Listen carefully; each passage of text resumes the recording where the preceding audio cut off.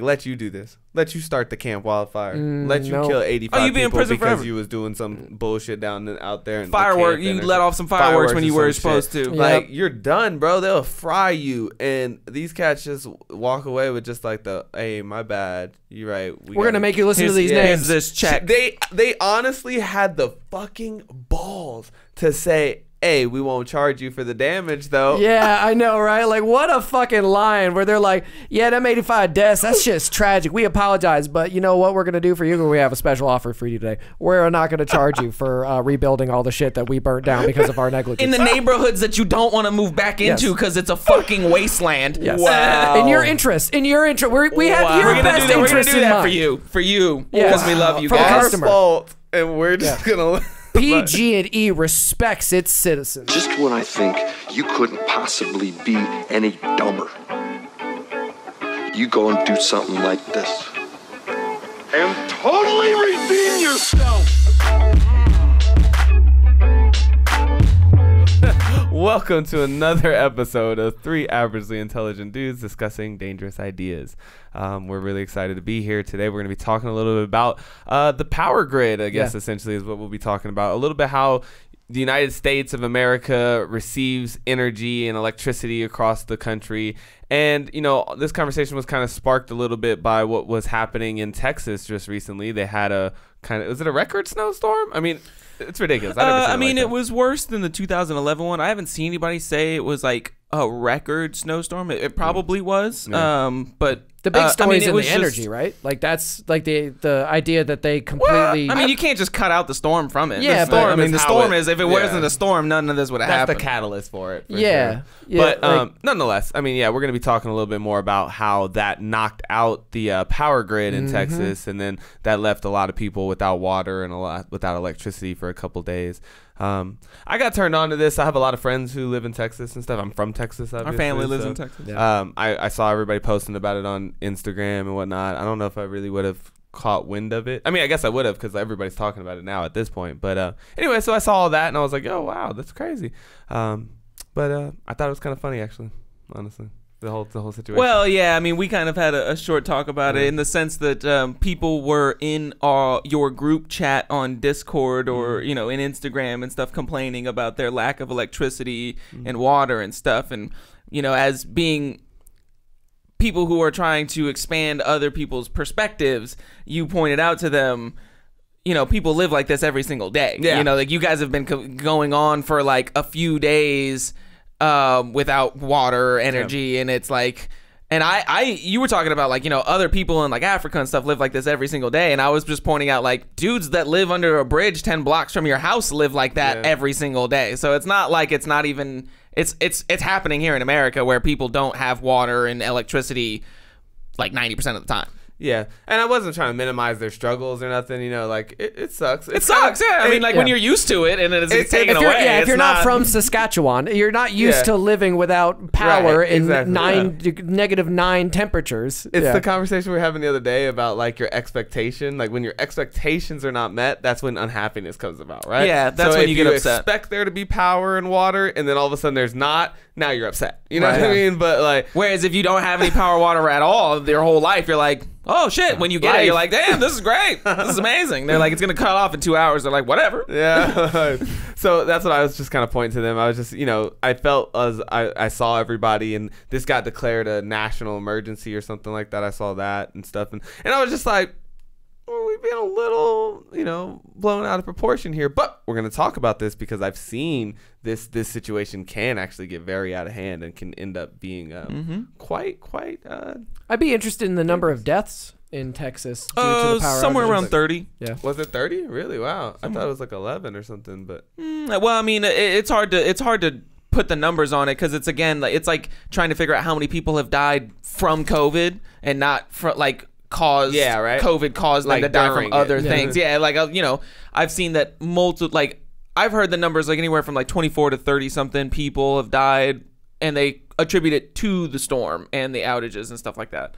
You know, old people that have oxygen machines that they can't, like those new oxygen machines, it's not a tank, it's a little machine that concentrates oxygen from the air around you, and that has to be charged because it has batteries and stuff like that. A lot of the seniors that bowled at the bowling alley use them and stuff. So like if you can't charge that thing, you can't get your oxygen, and then your body doesn't produce, like, pull the oxygen out of the air into your blood and stuff. So I mean, it's not unfathomable for people to die. I heard people talking about, like, check on your neighbors because you might find them frozen to death in their houses, and I was like, well, possibly. I mean, I haven't heard of that happening, I guess, but I mean, like, freezing to death, because you were talking about -9 degrees, but yeah, it's like just under freezing is what I heard it was. Like, it's, you know, in the 30s and 20s. This one girl not did sub-zero say temperatures. that it was 30 degrees in her house, so I don't think you'll freeze to death necessarily. But if you're like old or something, you know, your body doesn't, you know, regulate temperatures as well as it used to. And shit. I guess when I hear the term "frozen to death," I'm imagining like a person who's literally like encased in ice or like something. Like almost happened to us out there in Pittsburgh that one time, or in Pennsylvania. I swear to God, I almost froze to death in Pennsylvania that one night when we were dropping the trailer. Oh, I mean, we were really cold, but I would say you were close to freezing to death. You didn't even hit frostbite yet. I was close though. Like, I remember trying to get back to my truck, and I was. Were you getting sleepy? Dude, like, I felt my body was getting harder and harder to take steps, and I was just. This is coming from a man who has almost no experience in the cold like that. So, see, I'm a Texan. Just like the rest of Texas during this thing. I'm like, and so that's why I'm not surprised that you're like, I almost froze to death in the field in Pennsylvania, and I was like, we were working and shit. Like, what are you talking about? It was really If cold. you had laid down and took a nap in the snow, you would have froze to death. Yeah, definitely. I definitely would have. Anyways, but I know I'm going to talk a little bit later about the blackouts that happened in New York about 2007 or 8. I don't know. We'll watch the thing about it. But in that, there was like 50 million people who didn't have power, and only 11 people died. So was that in like the winter, summer, fall? I don't remember. We'll have to see. I only watched it, you know, briefly. But like I said, we'll watch it on here. It's a really interesting watch, and it's gonna really sum up kind of the dangers of this stuff. But anyways, Texas, man. You know. Yeah. We'll kind of start Texas. off with a little bit of a breakdown of what happened in Texas. Just to start off, to kind of lay the groundwork, Texas, as you guys may have heard, is actually not part of the national grid. There's two main sections of the grid, the eastern section and the western section, and they're not necessarily all run by the same people, but they're all interconnected, so that if something like this happens, you can borrow energy from your neighboring states and stuff like that. Texas's grid is on its own. It's an independent grid, so they don't have interconnectedness with, you know, Oklahoma. There's parts of Texas that are, like El Paso is connected to Arizona's grid and in the western grid and stuff like that. Parts of the Panhandle at the very top of Texas are part of Oklahoma's grid, but most of Texas, especially all the way down south and by the Gulf, that's all independent. It's run by the ERCOT, ERCOT, which is the Energy Reliability Commission of Texas. And the Energy Reliability Commission of Texas is it's kind of like an oversight committee, you could call it. All of the energy and the power plants, you know, it's produced by private companies, you know, electric companies and stuff like that. Yeah, because it's such a, when we say grid, we're talking about like transformers, power plants, the wires, the power poles. This dude talks about it too. Like we always say the grid, but he was saying it's more like a quilt. I got a video. Ooh, the quilt. Yeah, like that's I like awesome. that. Yeah, let's do that. Damn, dog. Let's talk about the quilt. The energy quilt. Energy quilt. It's cold in Texas. We need an energy quilt. They could have used some quilts. They could have used some energy quilts in Texas. These motherfuckers be freezing on benches. Electricity is so prevalent in our lives that we often don't even think about it until it fails to work. All electricity starts at a generator, which can be powered by wind, water, coal, or even nuclear fission. After it is generated, the electricity travels from the power plant to transmission substations, which convert it to a very high voltage so that it can travel long distances. From there, the electricity travels along power lines to another transformer, which again converts the power, this time to a lower voltage, before it goes into our homes and businesses. Often people think of the power grid as the grid. It's really not. It's a quilt made up of 3,000 or so power companies that are owned by investor-owned utilities, but most of them are rural electric associations or maybe a few owned by the government, but generally it's a mixture. This ownership disparity also means that utilities are regulated differently. The focus of the regulation is to prevent the bulk electric system from suffering a widespread outage.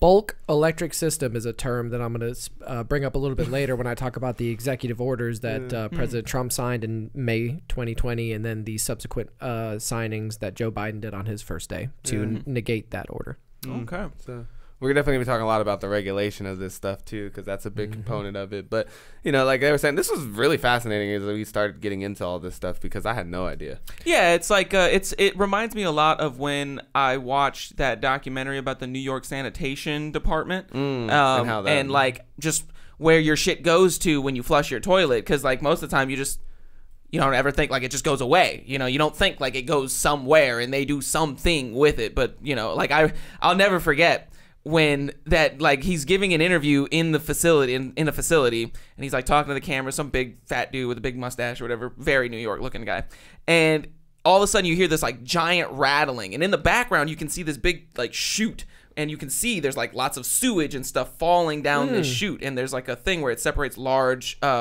material, like large solids and stuff like that, and he's talking, and all of a sudden you hear like and he's like, oh, here, come check this out. And he like brings the guy with the camera over to the chute, and this giant fucking boulder of like congealed and solidified grease lands on the catcher of this chute. And he fucking grabs this big stick with a hook on it, and he like grabs it and he pulls it out, and he's like, this is what happens when you pour bacon grease down the drain. And I was like, holy shit. No wonder they tell us not to do that. Like, it all fucking collects at certain parts of sewage systems, and it congeals and it finds it's itself like a kidney together. stone in our sewer system. That's exactly what he said. That is fucking He was like, weird. it's just like a kidney stone. And he was like, and it's a pain in the ass for us to fucking get it out of here. And I was like, whoa. But it's just like that. Like, when I was doing research for this, learning about how electricity, where it comes from and how you use it and stuff like that, I was like, damn. I made the analogy of like, it's just like when you get slapped in the face with your own ignorance. It's just like, hey, you don't know shit. Yeah, you don't know a fucking thing out here. Yeah. It's so true, because I just never, you know, stopped and thought about it. It's been cool to get in some of the comments that you guys have been commenting on this stuff, and one comment I just read yesterday was talking about that, how the show does a lot to help people think about things you never thought about. Yeah. And that's what it is for us too, you know. Yeah, like that's why we're bringing these different perspectives Yeah. and different sources, because what we want to do is touch on as much as we can. Yeah. Yeah. And this is a perfect example of this, because I'm just saying I just had no idea how Took it for granted. Same here. I just flipped the switch my whole life, you know what I mean? It's just there. I just, like I said, I know some people have it, some people don't, whatever, but it was really interesting seeing how it comes from these different places. The fact that How vulnerable it is. oh, that's what we're talking about a little bit. Yeah, but that was. how it doesn't. It's not stored somewhere. There's not just like an energy bank thing, you know, like it is a living, breathing thing where the energy is coming in as you're using it. Right. And so that creates these shortages and surpluses and stuff where Right. sometimes you're getting more energy into the system than people are using. And then that creates a surplus that you can't keep anywhere. Can't do anything with That it. just It's gets actually, it wasted. makes it more expensive when that's happening. You actually don't want that, which is why they, you'll hear, we have a video of the ERCOT CEO. I'm just gonna start calling it ERCOT. The ERCOT CEO talks about how you need to have a balance of supply and demand, because if it gets too much supply with not enough demand, all of a sudden your energy is extremely expensive because you're having to waste all this energy. Yep. And I mean that you have to pay money to make it somewhere else. So like that makes your energy more expensive. And when you have more demand than you have supply, then that's when you have to start implementing blackouts and stuff. And so what happened in Texas is this winter storm. I don't want to say that it was unprecedented, because there was a very similar storm in 2011 that wasn't quite as bad. And like we said, we're not sure if it's a record storm or whatever, but a very serious extreme storm happened in Texas, and a few other areas were affected, but not really as much as Texas. And this caused extremely high energy demands on the system. Now, at this time of the year, this is actually when a lot of energy producing plants in the state of Texas are scheduled for routine maintenance. because normally the way that their system is set up is to handle the spikes in the summer times when everybody has their ACs turned on. It's very rare that you ever have an energy spike in the wintertime in Texas. So a lot of plants and stuff and some of the I guess the transmission places where they convert the voltages up and down, some of those places are shut down during this time of year to do maintenance and just, you know, regular whatever the fuck they got to do to it. Which I'm going to talk about in a little bit. Yeah, well, he's going to talk about it. I'm still very ignorant of that. So, you know, that's one thing. Some of the plants that were operating, it was freezing temperatures, so some of like the pipelines for the natural gas, there were cases of coal actually being frozen solid, so you couldn't even burn the coal because it was just frozen. And it is true that some wind turbines were frozen and not operational. However, just as a breakdown, about 50% of Texas's energy comes from natural gas. About 30% comes from coal and nuclear, and then the last 20 or so percent comes from renewable energies like solar and wind. So although it is true that some wind turbines were freezing in Texas and not providing energy, the small percentage of energy that they were getting, it's really not fair to say that the lack of renewables or the lack of weatherization of the renewables caused the outages. Yeah. And honestly, the outages were asked of by the suppliers of the energy by ERCOT to make sure that what happens if you let the energy go in such a way that the demand is so high but the supply does not meet it for long enough, then you can have extreme blackouts across the entire area that last for a very long time because it takes weeks and sometimes months to get the system back online after that. Damn. So the rolling blackouts that you see are actually the energy companies shutting off power to certain areas to keep the balance in line. So ERCOT's kind of like because here, let me pull up this video right here because it's going to explain exactly what you were just talking about. From the California side of it, though, more so, because like we talked about, there were kind of different grids and whatnot. Yeah. But this dude Governor Newsom today addressed the recent rolling blackouts. He's not happy. In fact, he sent an angry letter to the state energy overseers demanding to know why blackouts happened over the weekend with little notice to the public. Let me just make this crystal clear. We failed to predict and plan these shortages, and that's simply unacceptable. Just when we all need power the most, we don't have enough supply. That's such a simple problem, we've got a word for it, a shortage. What's not so simple is figuring out who to hold responsible for that shortage. But it does help to know the key players. You already know PG&E, the nation's biggest power company and convicted felon. Then there's the CPUC, which regulates for-profit utilities. It has authority over PG&E's spending and over rates, but not over the blackouts. Those were ordered by a third player, California ISO. You don't hear about them unless something's gone wrong, but the ISO is what's called the balancing authority. Similar to an air traffic controller, it keeps electricity running smoothly between the power plants and the utilities. Rolling blackouts are the ISO's emergency safety tool. Without them, the grid would flicker out uncontrollably. The ISO is also the power market for most of California, a sort of stock market for electrons. The ISO doesn't own the power, it connects the power plants to companies that want to buy. And on that score, its leaders suggested today that utilities like PG&E aren't buying enough, and that regulators at the PUC should be making them buy more to prevent days like these. Governor Newsom wants an investigation, and he may need one. He's got political connections to all three of the big players in this story.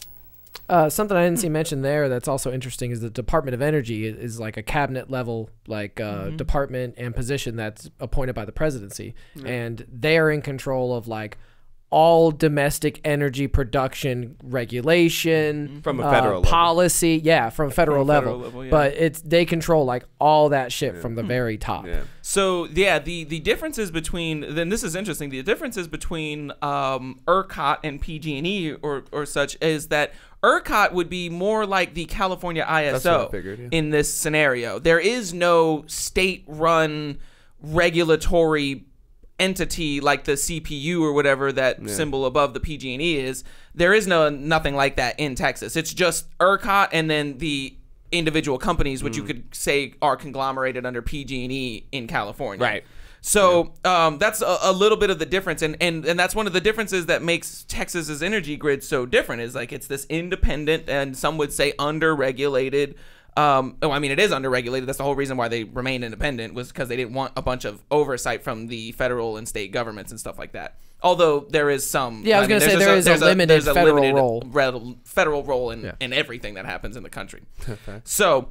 If you want to go to the it says top energy guy, yeah, he'll give a short breakdown of kind of what happened. This is an energy researcher in Texas. He's in Austin, and he's going to give a short breakdown to CNBC about just kind of what happened in Texas from somebody who knows what he's talking about. Right. Yeah. Because that one that I just brought up was more so just like how it works in California. Although I will say, when you pull this video up, that guy and the guy that was talking in the video you just pulled up look very similar. They look. If you're in Austin, Austin's one of the hardest hits. I've seen pictures where the downtown is lit up, and you got areas outside all the way to Bastrop and whatever that are completely in the dark. Before you give us your expert opinion on what happened, what is your situation with your friends and family? Do they have heat? So we finally have power back. So we were one of the 4 million who originally lost power, early Monday morning, and we didn't get it back for a couple days. And so, but as of now, we have power, and I'm glad I still have power and I have a warm place to sit. Although we're trying to keep it cool in here so that we can, try to share the rest of the power with the rest of the state and get some of these folks back online. Yeah, and that's what the state is urging. I mean, listen, this is the world of electricity generation and grids. I'm no expert, but diving in, Josh, the last couple of days has been mind-blowing in its complexity. The finger pointing is going everywhere. In your mind, from where you sit, where was the real breakdown, or was it literally the perfect storm of problems? I've never seen all 254 counties of Texas under a winter storm warning at the same time. I mean, we do our best to plan for events, but I mean, this is beyond anything that I believe any reasonable person would have, said would have happened at the same time. And so, I mean, it is somewhat of the perfect storm. I mean, you have a bunch of homes in Texas, about 60% of homes in Texas use electricity for heating. The other 40% use natural gas. And the state grid is really built around our summer peaks. I mean, that's what we're kind of famous for. 4 p.m. August afternoons, it's 105 degrees outside. You're trying to run every single air conditioner in the state, and that's what we are looking. That's what our system is set up for. But the difference between then and now is there's competition for that natural gas. In the summer, it's all going to power plants, and this time, a lot of it's going for heating, and there just was not enough to go around. Then we had freeze-offs at wells and pipelines, and power plants couldn't get cooling water. A third of our thermal fleet went offline. Some of our wind turbines did freeze. I mean, it was a perfect storm of things. We could not match supply and demand. And when you cannot match supply and demand on an electricity system, you have to reduce. You have to shut people off, or the whole thing goes down, and that can take weeks to turn back on. It'd be terrible. And as people still freeze, it's become this political football, which is just, to be honest with you, kind of gross. And people are pointing fingers saying, oh, it's the renewables. And then no, it's natural gas. Last night on the news with Shepard Smith, I showed our viewers the actual numbers. The decline in power the 2 days of the storm versus the 5-day average was down about 25 to 30% for all the major generation. Natural gas, wind, coal, and nuclear. Only solar outperformed. The bottom line is everything kind of failed, right? To your point, you buy a cheaper turbine that doesn't have carbon blades or de-icing, that we never thought the pipelines would get this cold. The coal literally froze in place and was unable. There are things we can learn from this, Joshua, but this was, to your point, maybe not a 100-year storm, but darn close. Yeah, I mean, and, we had some similar weather back in 2011. And we did a commission, we did studies, and we looked at, what do we need to do? And we looked at what best practices were for some of these entities, some of the gas lines, some of the cooling water intake lines.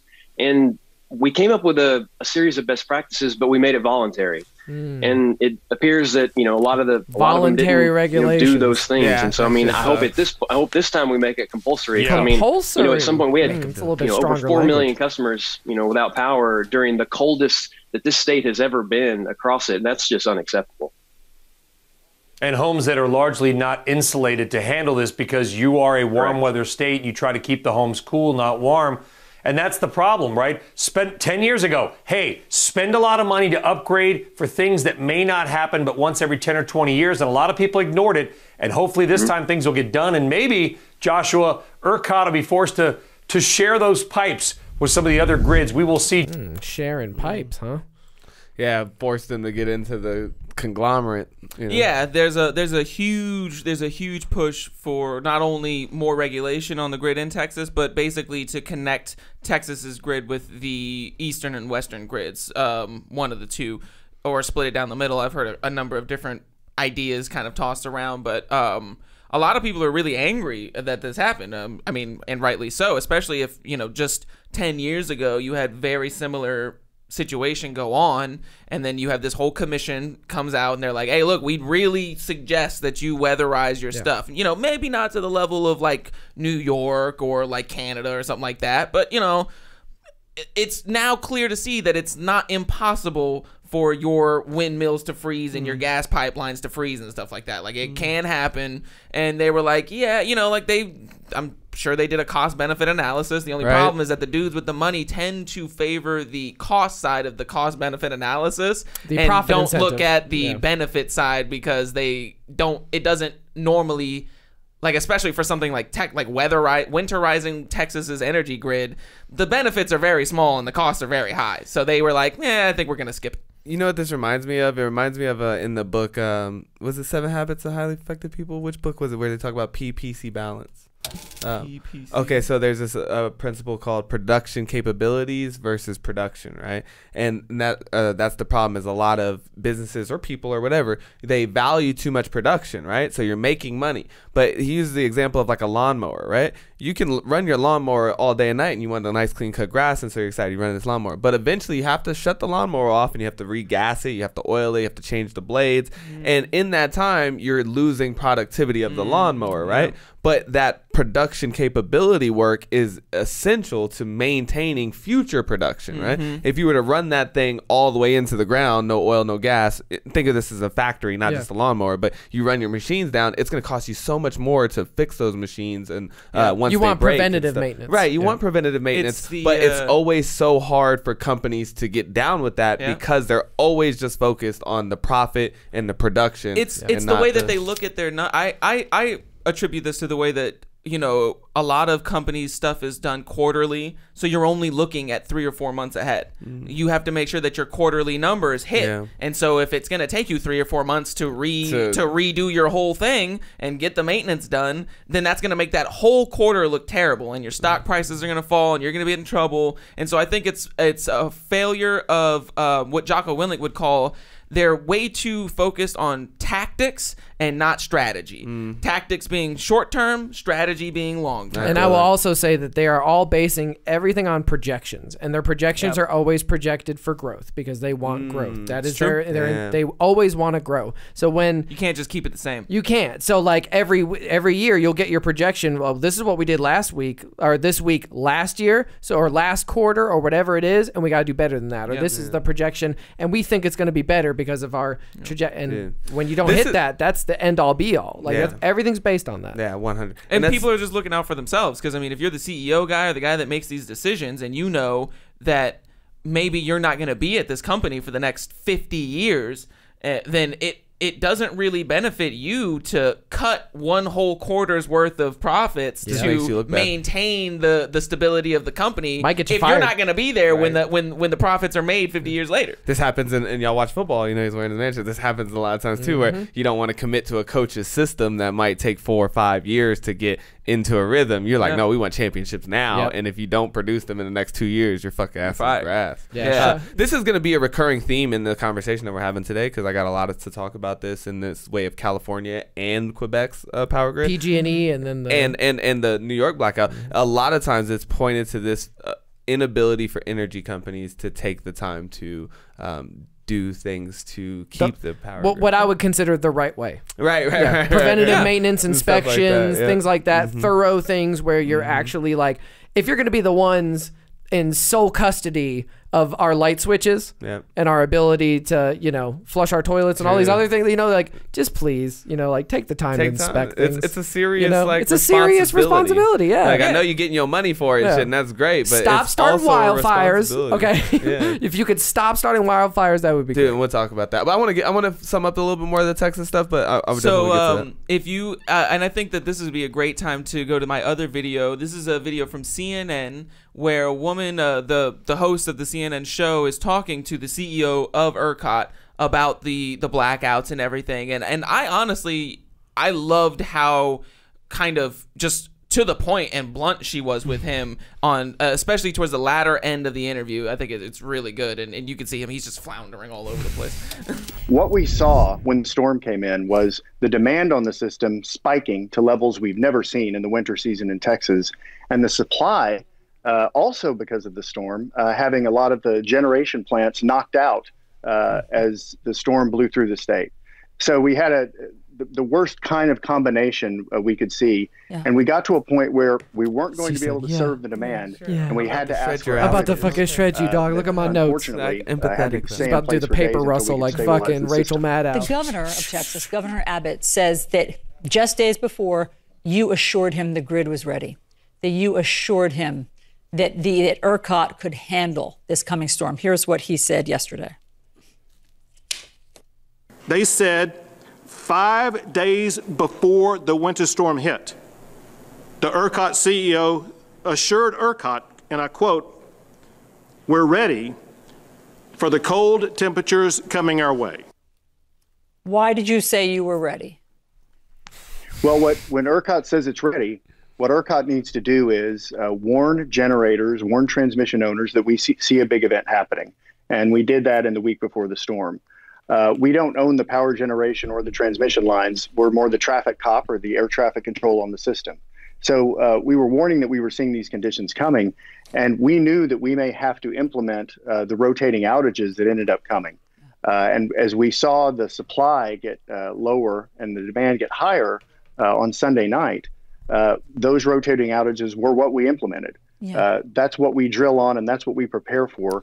Unfortunately, those have terrible outcomes for people when they have to last. She's very empathetic as she shits on That's the preparation we did to take that action effectively before we saw a much, much worse outcome. I just don't think that a warning is the same as readiness, and that Texans consider being in the dark and without heat for days as being ready.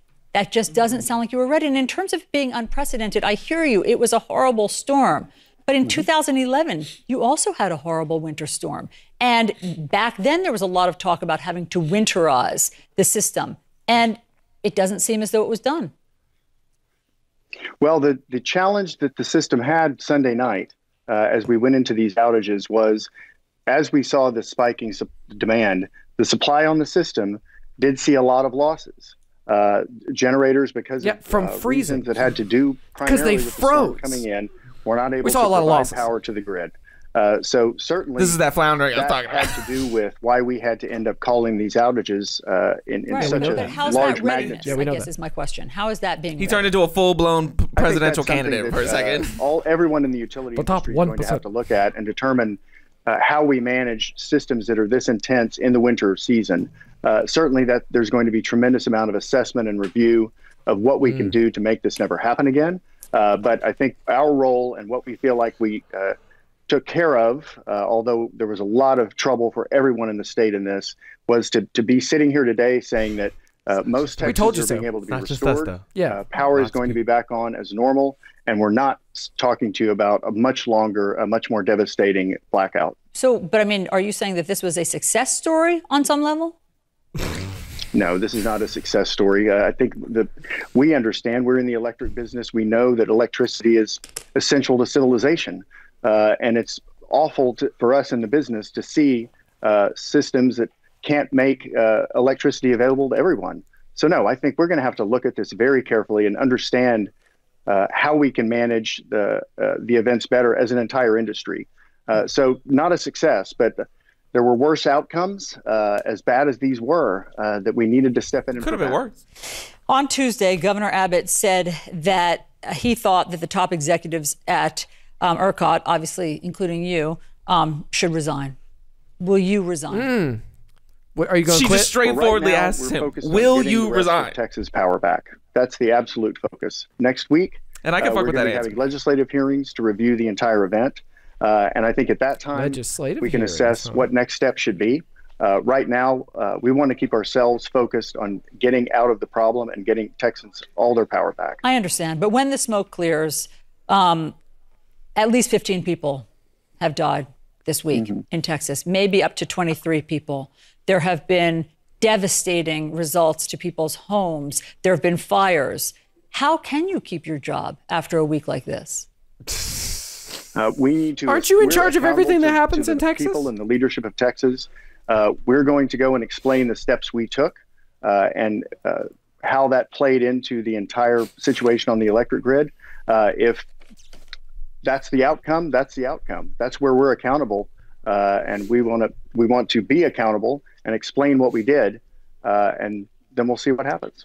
If the whole state's electrical grid can go down in a winter storm, is it time to join the rest of the country's electrical grids and not be just Texas independent if this is going to keep happening? She's pushing such agenda, man. She's it's working crazy. hard. She's working her agenda hard. Really wouldn't have helped us in this storm. Our neighbors who power could have come in from were having similar problems to us. The power grids to the east and to the west and that are in Texas. Guy in the background. I thought about this from the start of the interview. I was like, you couldn't take a better Nowhere was as bad as Texas. You know, you could have borrowed, you could move electricity around. That's how it's set up. You know, Oklahoma, which was also hit with this same storm, did not have the same problems. This was a Texas-specific problem.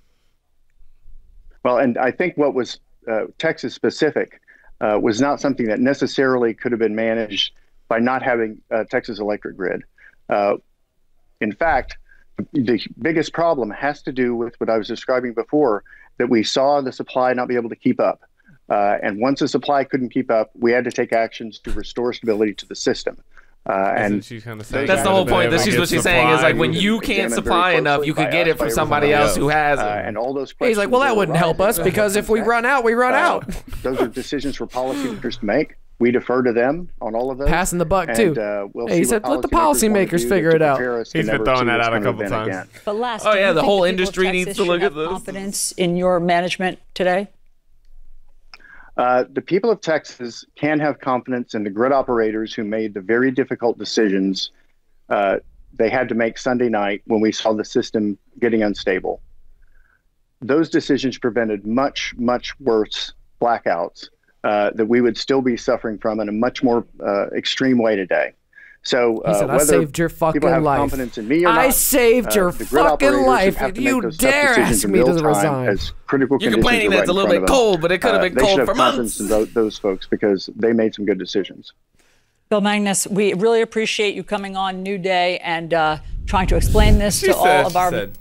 We really appreciate you coming. Yeah, the body language. Fuck out of here. Yo, what struck me was this idea that energy is a necessity for civilization. Do you gentlemen agree? Well, yeah, 100%. I mean, yeah. I mean, the civilization as it stands. I mean, how would you do it without it? Well, I'm saying, like, if all the grids were to just completely just not work tomorrow, would we still have a civilization? Would we be able to move forward? Do you think we would just build new grids? I think it would send us back to what they say, the Dark Ages. Yeah, I think that I've seen 1800s mentioned. To have, well, that there was also civilization then. Like the requirement that you need for civilization is not infrastructure. It's for the individuals to be civilized in such a civilization. And so when you have people that are at wit's end just from a few days without electricity, you can bet your happy ass that there will be zero civilization should this have happened countrywide for an extended length of time. Yeah, because, dude, this actually, we're talking about water and we talked about electricity, but food? People couldn't get food? 5 days is the average. Within 5 days, a major metropolitan's area would be completely wiped out of food. Yeah, I've heard that. And so, yeah, I mean, it would deteriorate us very badly and probably spiral us into anarchy. You'll have buildings, but you will not have civilization. We'll build back. You know, like you said, of course, we'll build back. But one of the things I've taught, is it takes a long while. It took the Dark Ages were ages Well, and those happened after the Renaissance. I'm gonna segue a little bit to PG&E because PG&E will give us a kind of a view of how this works and stuff and what I'm talking about. But it takes a long time, I heard, to rebuild this type of stuff. Like these transformers, these like big ass fucking whatever, the parts that they need and stuff can take weeks to build, even like years. So like a big, you know how they said they have those big step up and step down transformers and stuff? One of those can take as long as like a year or two to build. It makes sense because they are between 100 tons and 400 tons right, apiece. Exactly. So if you have something that is literally 100 tons, and not only 100 tons, but it's coming from the other side of the world. Right. So China is shipping you a 400-ton transformer that you're going to install in whatever power grid section you're installing it in, and that takes a lot of time and energy and effort. The other interesting thing to think about would be like if your entire country's energy grid went down, not only would you have to replace all of those transformers, you know, possibly, but you'd have to do it without energy. Yeah, exactly. How are you going to get a boat across the ocean with a Chinese transformer into your port when you don't have a grid? You don't have electricity. Dude, you have no internet. I mean, you don't have anything. You can't give them a telephone call. You literally have to go stand on the beach with a fucking light lantern and be like, we're over here. Let me show you. This is obviously not what happened in Texas, but this will give you kind of a view of what it might have been like. This is New York in 2003. We are in the midst of what appears to be a colossal and history-making blackout. People trapped in elevators and buildings, they have activated the emergency command center. You're staggering, trying to take in as much information as you can. Mayor Bloomberg's advice is to go straight home. The subway system is down. Ottawa is completely without power now. The lightning-quick domino series of failures. You gotta go to the bathroom and you can't even go nowhere. 50 million people are thought to have lost power. In 2003, a massive blackout struck major areas of the U.S. and Canada and was perceived as a wake-up call for the nation. That's the last place I'm trying to be. We've got a real crisis in our grid, and this is why, despite being a superpower, we have a grid that is comparable to a third world country, and that's not right. But have 10 years of planning and preparation left us better off today? I don't think you can ever say with 100% confidence we won't have a blackout.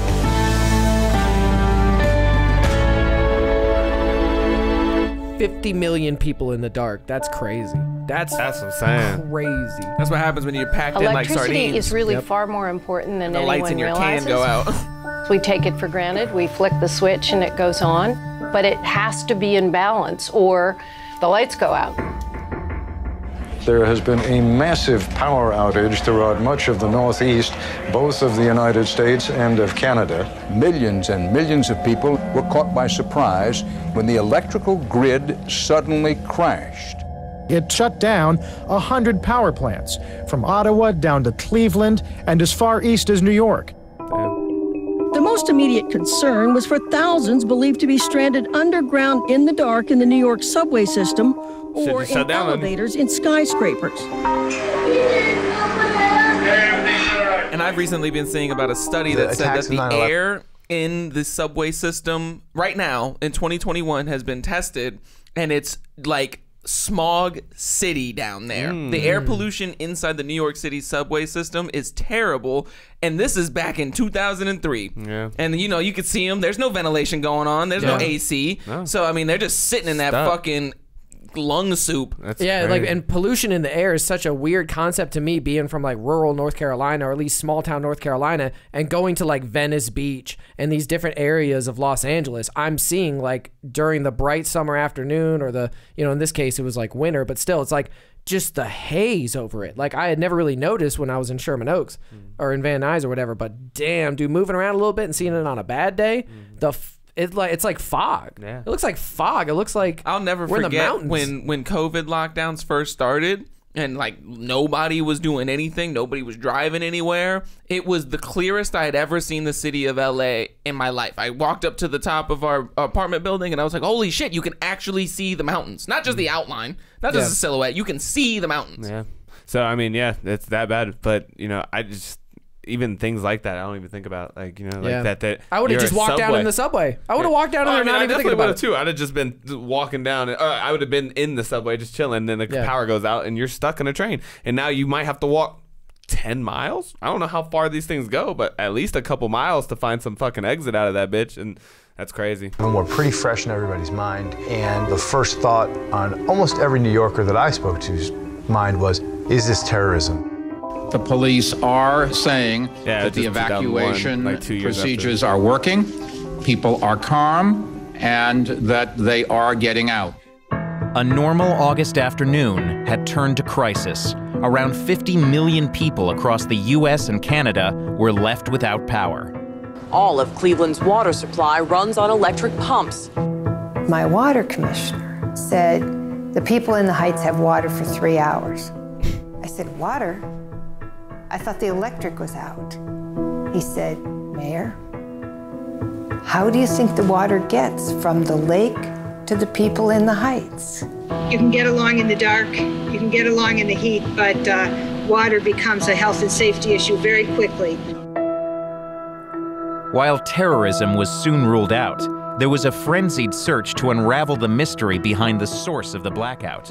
We don't know yet what went wrong, but we will. What we're hearing on the radios is that there was some sort of incident in Ontario, Canada. There was a lot of finger pointing. U.S. officials initially accused a mishap at a Canadian utility plant. The mayor of Toronto fired back. Tell me, have you ever seen the United States take blame for anything? It took 29 hours for the power to be turned back on in most major cities. Savage. But the brief outage contributed to at least 11 deaths and caused an estimated $6 billion in economic losses. He said that was in 30 hours. We were fortunate that the grid stayed up as it did and it didn't continue cascading any further. Engineers spent months unraveling the cause of the blackout and traced it not to New York or Canada, but to a downed power line in Ohio. The theory was it was a tree in suburban Cleveland. And we were like, what? The official report later found it was a series of human and operational failures that set the blackout in motion. A downed power line went unnoticed because the alarm system failed at the local power company, First Energy, and soon other lines were overloaded. Yeah. When the line overheated, it sagged. And as it sagged, it hit a tree that shouldn't have been in the right-of-way corridor. Meanwhile, at the regional service operator, Midwest ISO, an employee had gone to lunch and forgot to turn back on the tool that monitored grid problems. As the grid in Ohio... It's always Nathan Slayton. Yeah, Nathan Slayton forgot to turn that shit back on. Too few lines, power plants began to turn off. And eventually it cascaded around the Lake Erie Loop and all the way to New York. Investigators said today this nation's worst power blackout was mostly the fault of the First Energy Corporation of Akron, Ohio. First Energy was busy trying to grow, trying to absorb other companies. And the report found that they had let many basic things go. That included tree trimming under these power lines. Their computers hadn't been upgraded. There was more than that. First Energy declined to speak with us. Operator error. Said it implemented new safeguards. Many saw the blackout as emblematic of a wider problem, one brought about by a lack of government oversight for years in the electric industry. The standards are voluntary and not enforceable. It's like expecting your kids when you walk out of the room and leave a pile of candy not to help themselves, unless you've said there will be consequences if you grab that pile of candy. First Energy was never fined for its role in the blackout.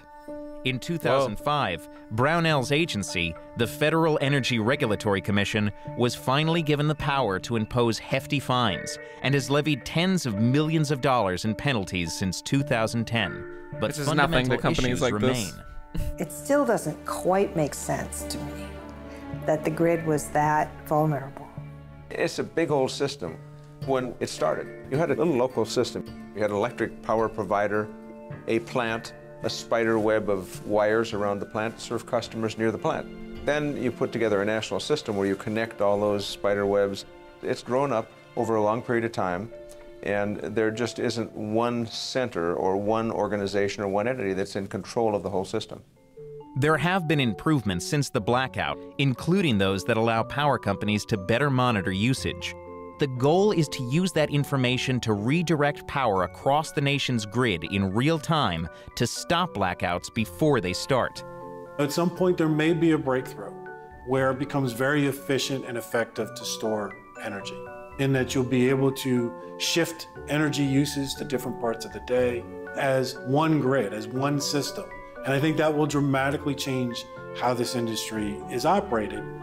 We have perhaps $1 trillion that needs to be invested in the electric grid to bring it up to the speed we want it to be to serve the needs of this country. We're really living on our great-grandparents willing to spend money on roads, on bridges, on electric transmission lines. We haven't done that in a long time, and we have to get real about that. Yeah. And I loved how that guy's solution, he was like, you know, if we could connect them even more, it'd be even better. You know, like if we could just, you know, instead of having it be like this slow thing that we can't detect, if they could all just be all connected all at the same time, then we could detect it soon enough and then we could stop it. And I'm like, in real time. He was talking about like, in real time, we're just so you just have some guys sitting at a computer that have to respond to warnings, like the guys that didn't respond to the warnings or turn the warnings instrument off, didn't fucking cut the trees. Oh yeah, those guys. We need more of those guys. You know, I feel them though, because they're just working from that limited paradigm of how the system works right now, right? And like you said, like even like they were blaming Texas and saying like, well, how come you couldn't just get power from so and so over there? Yeah. They right now to them the solution is deep interconnectivity, that they can share all this power because they're only thinking about how you can use it in real time. Like he said, it has to be used in real time. $1 trillion. Now that's what stood out to me, right? $1 trillion. That's what stood out to me, because we talked about this when we talked about the defense spending budget and how it's always kind of, I never really got that. I never understood what a lot of Democrats or, you know, people were talking about when they said we want more infrastructure spending and stuff. And I'm like, what do you mean? Like you want new roads or some shit? Like what, they want to buy new transformers from China. Yeah. No, they want to do stuff like this. They want to update our power grid, because like she said, I mean, when's the last time that our nation has just turned inwards and said, look, we need to update all this old ass shit that we've been running on for the last 100 some years? In the same way that the power companies don't do the preventative maintenance, our entire country doesn't do preventative maintenance. I mean, and that happens from all the way to the individual. You know, people don't eat right and work out, all the way up to the entire nation not, you know, running on fucking 100-year-old electric grids. Yeah, exactly. You know, like it's par for the course. You know, I'm not surprised to see that the people at the top are doing the exact same thing that the people at the bottom. It's like, oh, we're the same people. Like it's all, you're just people all across the whole thing. It's crazy. They touched a little bit on this in this one, but I know we're gonna get into more depth of it here in a little bit about like attack and stuff. But it just goes to show like our grid is not only vulnerable to outside influence, but it's really just vulnerable to us too. Yeah. That was a fucking tree line that just in Ohio somewhere, and that took, like I said, one of those perfect storm situations. Yeah, you know, like the guy thing sags. The guy didn't put the warning on. He went to lunch. The trees weren't trimmed. They didn't upgrade their computers. So and that's the problem with always trying to find like somebody to blame or the people that are responsible. And it's like, it's everybody. Sure. It's the whole thing. Like you could make the argument that if the people didn't use so much energy, the line wouldn't have been so hot and sagged. So it wouldn't have hit the tree in the first place. So it's like anybody can point fingers at anybody.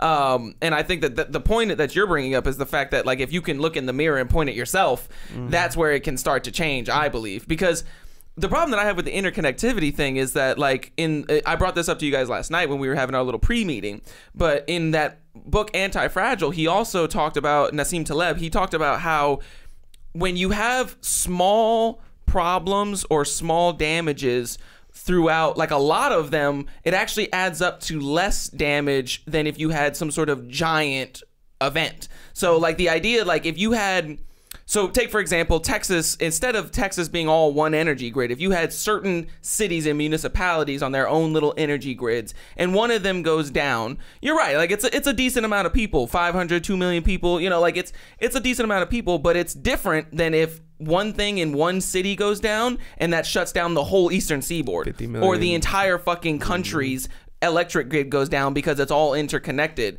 So like the damages, it looks messy, because you see all of these fuck ups all over the place, but they actually end up having less cumulative damage overall because it doesn't compound on each other. But see, and I don't know. I mean, obviously we're not, professionals in the industry or nothing, but I don't know about you guys, but I did quite a bit of research for this in the last 2 days. There seems to be two sides of it though, because in the Texas situation, they're calling for them to be more interconnected. So they could share better. In this, it started off as these little things, and they've conglomerated like that. They seem to think that the interconnectivity is the solution.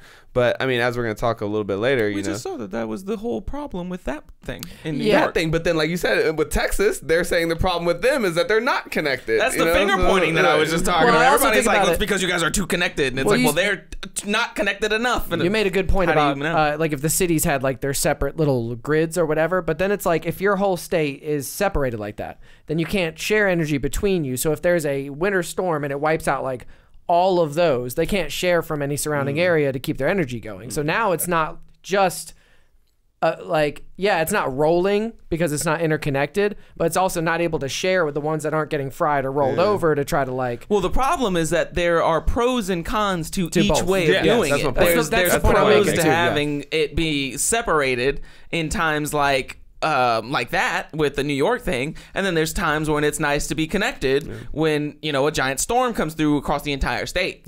So and that's why it's hard to figure out like we should do it this way. I don't know. I think when we get to Act 2, I think I'm gonna take a hard stance on this because I do have a feeling of like we're just talking about now with human error, but the interconnectivity shit, it opens us up in a lot of ways to get fucked. I have a couple thoughts on that. Yeah, as well. but I will be amiss if I pass over this P&G shit because this shit blew my mind when I was doing research for this whole situation. The PG&E, baby. Yeah, and like I said, at this point we're really kind of building a similar case. I mean, we talked about how this has happened in Texas.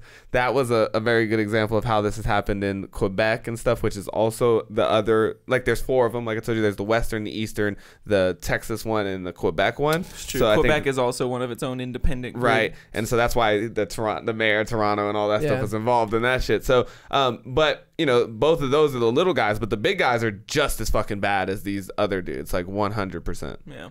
Bigger is not always better. No, not even. This is the Camp Wildfire. Ugh. On November 8th, 2018, the fire tore across a rural section of Northern California. California wildfire. It was the deadliest and most destructive fire in California history. It consumed the town of Paradise in a matter of hours, forcing its residents to flee in panic. I remember this. I was living in California. We were. Oh, please. Let us get out safe. An investigation found that the campfire was caused by a line owned by Pacific Gas and Electric, or PG&E. It was the latest in a string of fires that ultimately led the state's largest utility company to file for bankruptcy. But with this bankruptcy, it isn't just shareholders and creditors who have an interest in the future of the company. Millions of Californians rely on the utility to keep the lights on. And some are questioning whether PG&E can be trusted to do that safely and reliably. That's because, according to documents reviewed by the Wall Street Journal, the company knew for years its equipment had the potential to start fires, yet repeatedly delayed the necessary upgrades to make some of its lines safer. This is the story of how PG&E filed for bankruptcy. But safety and reliability issues have plagued the utility since the 90s. In 1996, PG&E settled a multi-million-dollar lawsuit alleging it tainted drinking water around Hinckley, California. In 2001, the California energy crisis resulted in rolling blackouts and drove the corporation's utility arm to file for bankruptcy. And in 2010, a PG&E gas pipeline exploded in San Bruno, California, killing 8 people. PG&E was placed on federal probation as a result of the explosion to ensure the utility operated safely in the communities it served. It is kind of like that. I'm not trying to defend PG&E though, but there will be things like this that happen.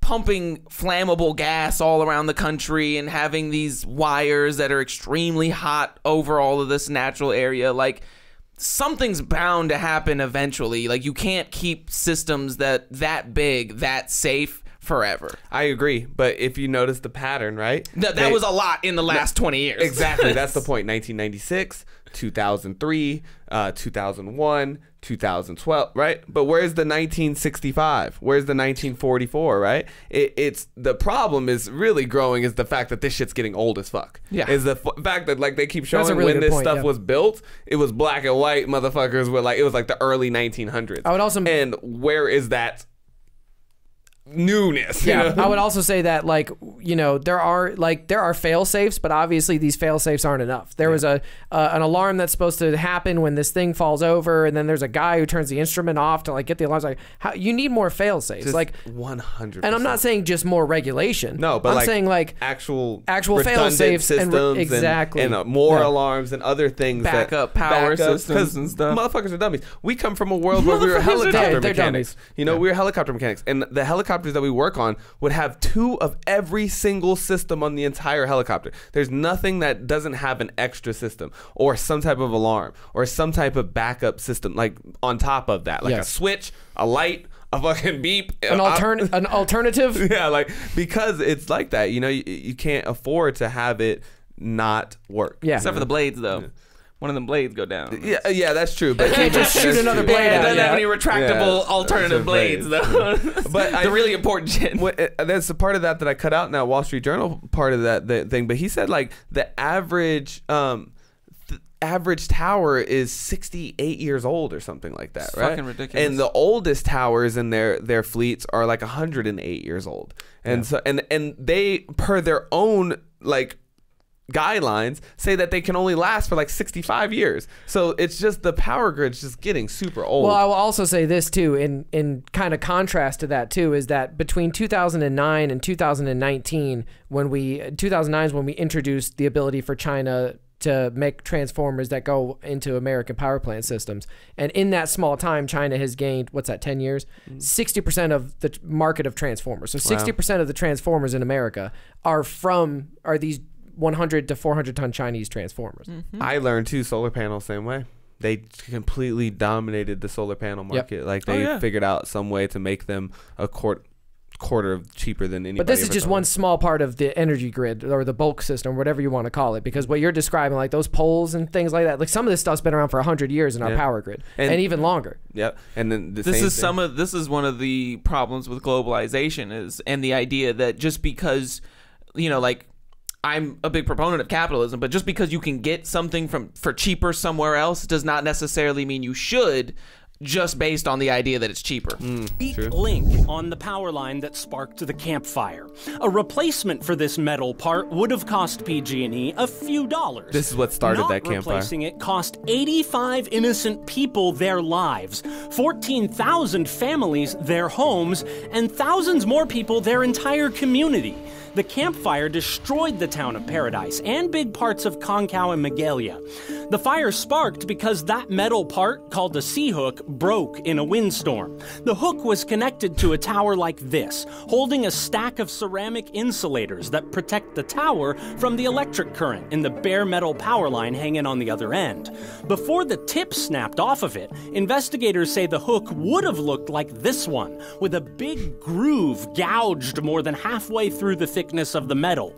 The thin bit remaining wasn't strong enough to prevent the disaster, they say. The state investigation found PG&E didn't do a thorough climbing inspection for at least 17 years before the fire. If they had, PG&E could have found the hook before it failed and could have prevented the campfire.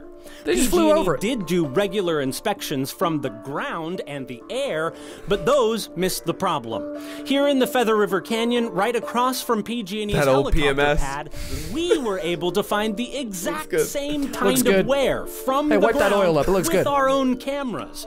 You do have to look closely, but you can see the metal of the hook and the eye cutting into each other. PG&E shut down this power line for good after the fire. It's almost 100 years old. PG&E owned it for almost 90 years. And in that time, the investigation found, PG&E actually knew it had this problem. The hook that broke was in a position just like this, on a tower exactly like this one a few miles up the canyon. It's at the end of a metal arm. It's the same guy. Out on the end of that extension arm. He's everywhere. He's just all over top of it. No, I literally think that's the same guy. Same ABC 10 and everything. Oh, okay. on the tower that had the problem, that's where investigators say you'll find proof that PG&E knew this damage was happening. This photo is the smoking gun in the state report. This is where the hook was hanging when it broke. Notice 2 different holes, and both circles are worn down from the hook grinding away at them. The state investigators say crews bolted on this new piece of metal to hold up the hook, proving that PG&E knew this was a problem that repeats itself. Under PG&E's own company policy, crews are supposed to climb up towers with known recurring problems. Not doing that here earned PG&E one of the 12 violations of state laws and regulations listed in the report. The investigation comes from the California Public Utilities Commission, which regulates PG&E. The PUC could only point us to records of 8 safety inspections they've ever done of PG&E high voltage lines, none of them in Butte County. The investigation did find one piece of irony. PG&E did decide to climb all the towers on this power line before it broke. The climbing started just 2 months before the Camp Fire. Those crews didn't climb up Tower 222 in time. The hook broke November 8th. 85 people died. In a written statement, PG&E's CEO Bill Johnson had this to say, quote, "We remain deeply sorry about the role our equipment had in tragic wildfires in recent years. We apologize to all those affected." I'm sorry. With the state blaming PG&E for not climbing the tower, PG&E just released its last known inspection photos of it, taken by helicopter the year before the fire. We don't know whether they have higher resolution versions of these pictures, but when we blow this image as a photographer, these are terrible fucking photos. We get at the hooks in question. PG&E also confirmed to the judge of the state investigation they got it better that pictures PG&E with their own believes thing. it bolted on that new piece of metal because it found wear on the hook here before. PG&E told that judge it wasn't tracking the age of individual parts like the hook, and that sometimes that information simply wasn't available. As a settlement offer for the violations named in this investigation, owned it for 90 years. the company is and never thought to like track any of this stuff or whatever. Its wildfire expenses, like rebuilding the power lines in neighborhoods that burned down. And PG&E offered to pay for $50 million of new safety projects. The company's critics call it a paltry offer, saying that PG&E shouldn't be allowed to pass on its wildfire expenses anyway. PG&E is asking for a decision on what it should pay for these violations by the end of February. The whole investigation that we just described is only about the rules of running a power company. It is separate from the criminal investigation into the Camp Fire. Prosecutors told us they're thinking about charges as serious as 85 counts of manslaughter against PG&E, but they haven't finished building their case. How would you not bring 85 counts of manslaughter against these people? And they did. They did, and I watched some clips of that CEO sitting there fucking. They read off all 85 counts, and he had to sit there and plead guilty to every single one of them. And then he did the same thing at the end. He was like, it's tragic, and I'm sorry. It's just like, yep. My bad. And the worst part for me is like the whole punishments about this stuff is always fines. Like we're gonna fine this company $100 million there, $10 million for this, and $20 million for that, and it's like these are multi-billion-dollar companies. Like multinational. When will you understand that fines mean nothing? They to march them? on Lynch with these fines. Yeah, they for mean real, dog. nothing. They have investors from every country in the world. You know what I'm saying? Like these motherfuckers got the big bucks. They have wells of money. So when you start throwing around numbers like it's gonna be a $1 million fine, they're like, okay. That's gonna make the books look really not as good as they could have, but we will still make it's gonna money. affect next year's projections. Yeah, like what the fuck? The things that kill me too is just like let you do this. Let you start the camp wildfire. Let you kill 85 people because you was doing some bullshit out there. Fireworks. You let off some fireworks when you were supposed to. Like you're done, bro. They'll fry you. And these cats just walk away with just like hey, my bad. You're right. We're gonna make you listen to these names. This check. They honestly had the fucking balls to say hey, we won't charge you for the damage though. Yeah, I know, right? Like, what a fucking line where they're like, yeah, them 85 deaths, that's just tragic. We apologize, but you know what we're going to do for you? We have a special offer for you today. We're not going to charge you for rebuilding all the shit that we burnt down because of our negligence. In the neighborhoods that you don't want to move back into because it's a fucking wasteland. Yes. Wow. In your interest. We have your best interest in mind. For you, because we love you guys. Fault, and we're just gonna. PG&E respects its citizens. The fact that does this company still exist? Oh yeah, they filed for bankruptcy after this whole incident or whatever. Yeah, but I mean, like exist, the amount of companies that file for bankruptcy and that still exist. Yeah, PG&E is still moving. They still making Chryslers, my dude. 100%. So I mean, yeah, that's what came about. They filed, and like I said, even when they brought these criminal charges, I don't think this dude like went to jail. Like nobody went to jail for this. They just had to like accept responsibility essentially. They got caned with words. Yeah, all they had to do is sit there and be like, yeah, he had to sit there for about 6 hours while he read the names, and he's like, guilty. Yeah, we're guilty of that too. I think we should reinstitute slapping people with reeds across the back, like across the bottom. Lashings. Well, I don't know if I want to go straight into lashings, but maybe like some sort of bottom well, I mean, smack. this is the problem though. Is like if you're gonna talk about like regulations and stuff, like the problems with the regulations is like one, you have these regulations. They are, like they said, unenforceable, or there's hella loopholes. And even if they are enforceable, the best punishments that we can come up with are fines. And it's like you're fining companies that make billions of dollars, $100 million, like $1 million a pop. And it's like, even if they charge them $100 million for all 85 people, on top of all of the damages, that's like $1 billion. Yeah, I feel you. But it's crazy too because they said that the PUC has only done 8 inspections like ever. Yeah, ever. And this is the problem: is that the other side of the regulations is that it's not just the fact that the evil, greedy companies and the shitbags that work for them don't do the inspections. It's the fact that the regulators get the inspection reports and they don't think, oh, there's only been 8 of these in the last 80 years. Maybe we should go talk to those motherfuckers. No, there's a reason for that. You ever watch that garlic documentary when rotten food or something like that, right? Or I can't remember what documentary. It's rotten. Yeah. What's rotten? Yeah. So garlic, right? Same thing. Like they own the regulations too. Like they own the regulators and everything too. And they would literally just pay them off to not. You remember in the Army and how you never got piss tested?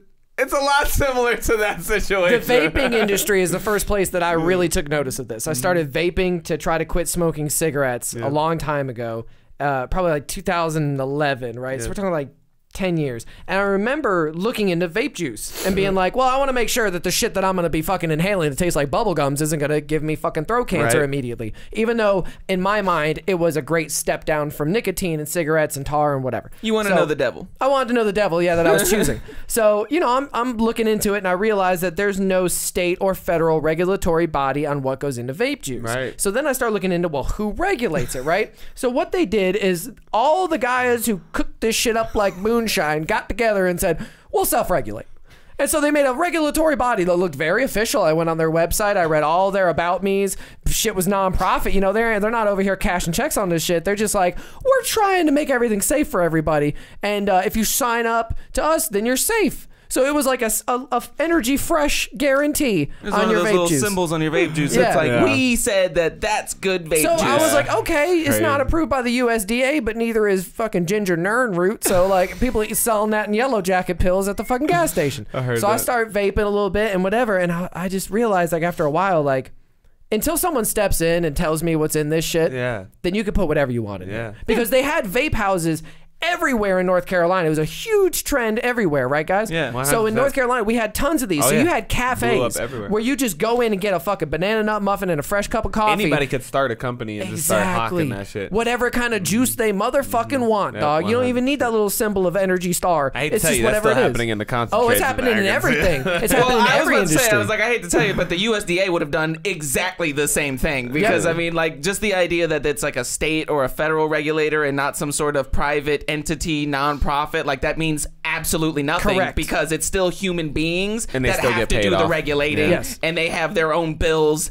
and wants and desires, and they'd like to have a yacht when they retire and shit. So because it's like, there's the money no in the difference. politics, and there's the incentive in the politics to make the money after you get out in the vaping lobbies and all these other things. So it's like all that shit's interconnected. Yep. Yeah. I saw headlines about Gavin Newsom that even said he's connected to all three of those entities, but he's taken hella money from PG&E, right? Like, and that which is actually I think illegal. I don't think you're allowed to take campaign contributions from felons, but nonetheless, oh shit! Yeah, from felons. Well, because PG&E 85 is counts of fucking manslaughter. Convicted felons. Damn, dog. He got some flack for that. Like, but that's the point. That's our idea about the recall. PG&E is PG&E is paying the politicians and the people who create the PUC, and so it's just like. Yeah. It like you said, it's just such a hard it reminds thing to me do. when I was watching that documentary last night, The Planet of the Humans. It reminded me of like there was this he was talking about how capitalism took over Earth Day or whatever, and it like cuts to this like Earth Day fucking palooza in the middle of Washington by the Washington Monument, where they're having this big ass fucking concert, and like apparently the whole thing's run on solar energy, which you find out is not the case.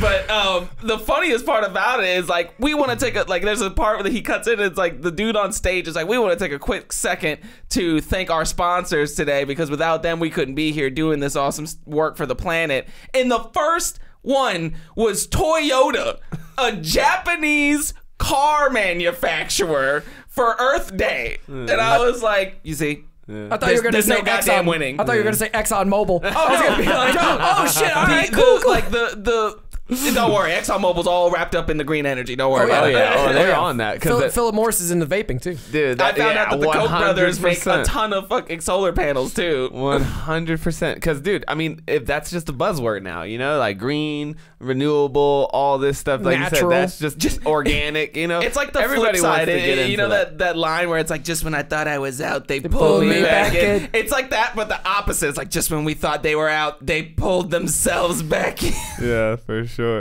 So, I mean, it's happening 100%, and it's so difficult. But I think what we have going on right now is just horseshit. I think it, like I said, it really took me back to the infrastructure spending thing. That chick said we need $1 trillion, and Which is nothing. And yes, true, but that's that's true. You know what I mean? Like we could totally afford that. I think we spend like $850 billion or something like On that the military. was military. So I mean, we're talking about like a full year's worth of military spending being rediverted towards, and of course you do it over a couple years, right? Like I'm not saying that's just how, but that's just it's a bit of money. just the military though. Well, I'm saying you just take maybe half of that, and there's about half of the trillion you need, right? Or and you do it over 2 or 3 years, and then or you all just I'm pull saying from is other that areas. like too. just the U.S. economy generates $18.5 trillion annually. Oh yeah, I mean Amazon's doing $1 trillion by themselves. So I'm like, like if our priorities were in a way that we cared about shit like that, it would be done already. Yeah. It would already be a thing. Yeah,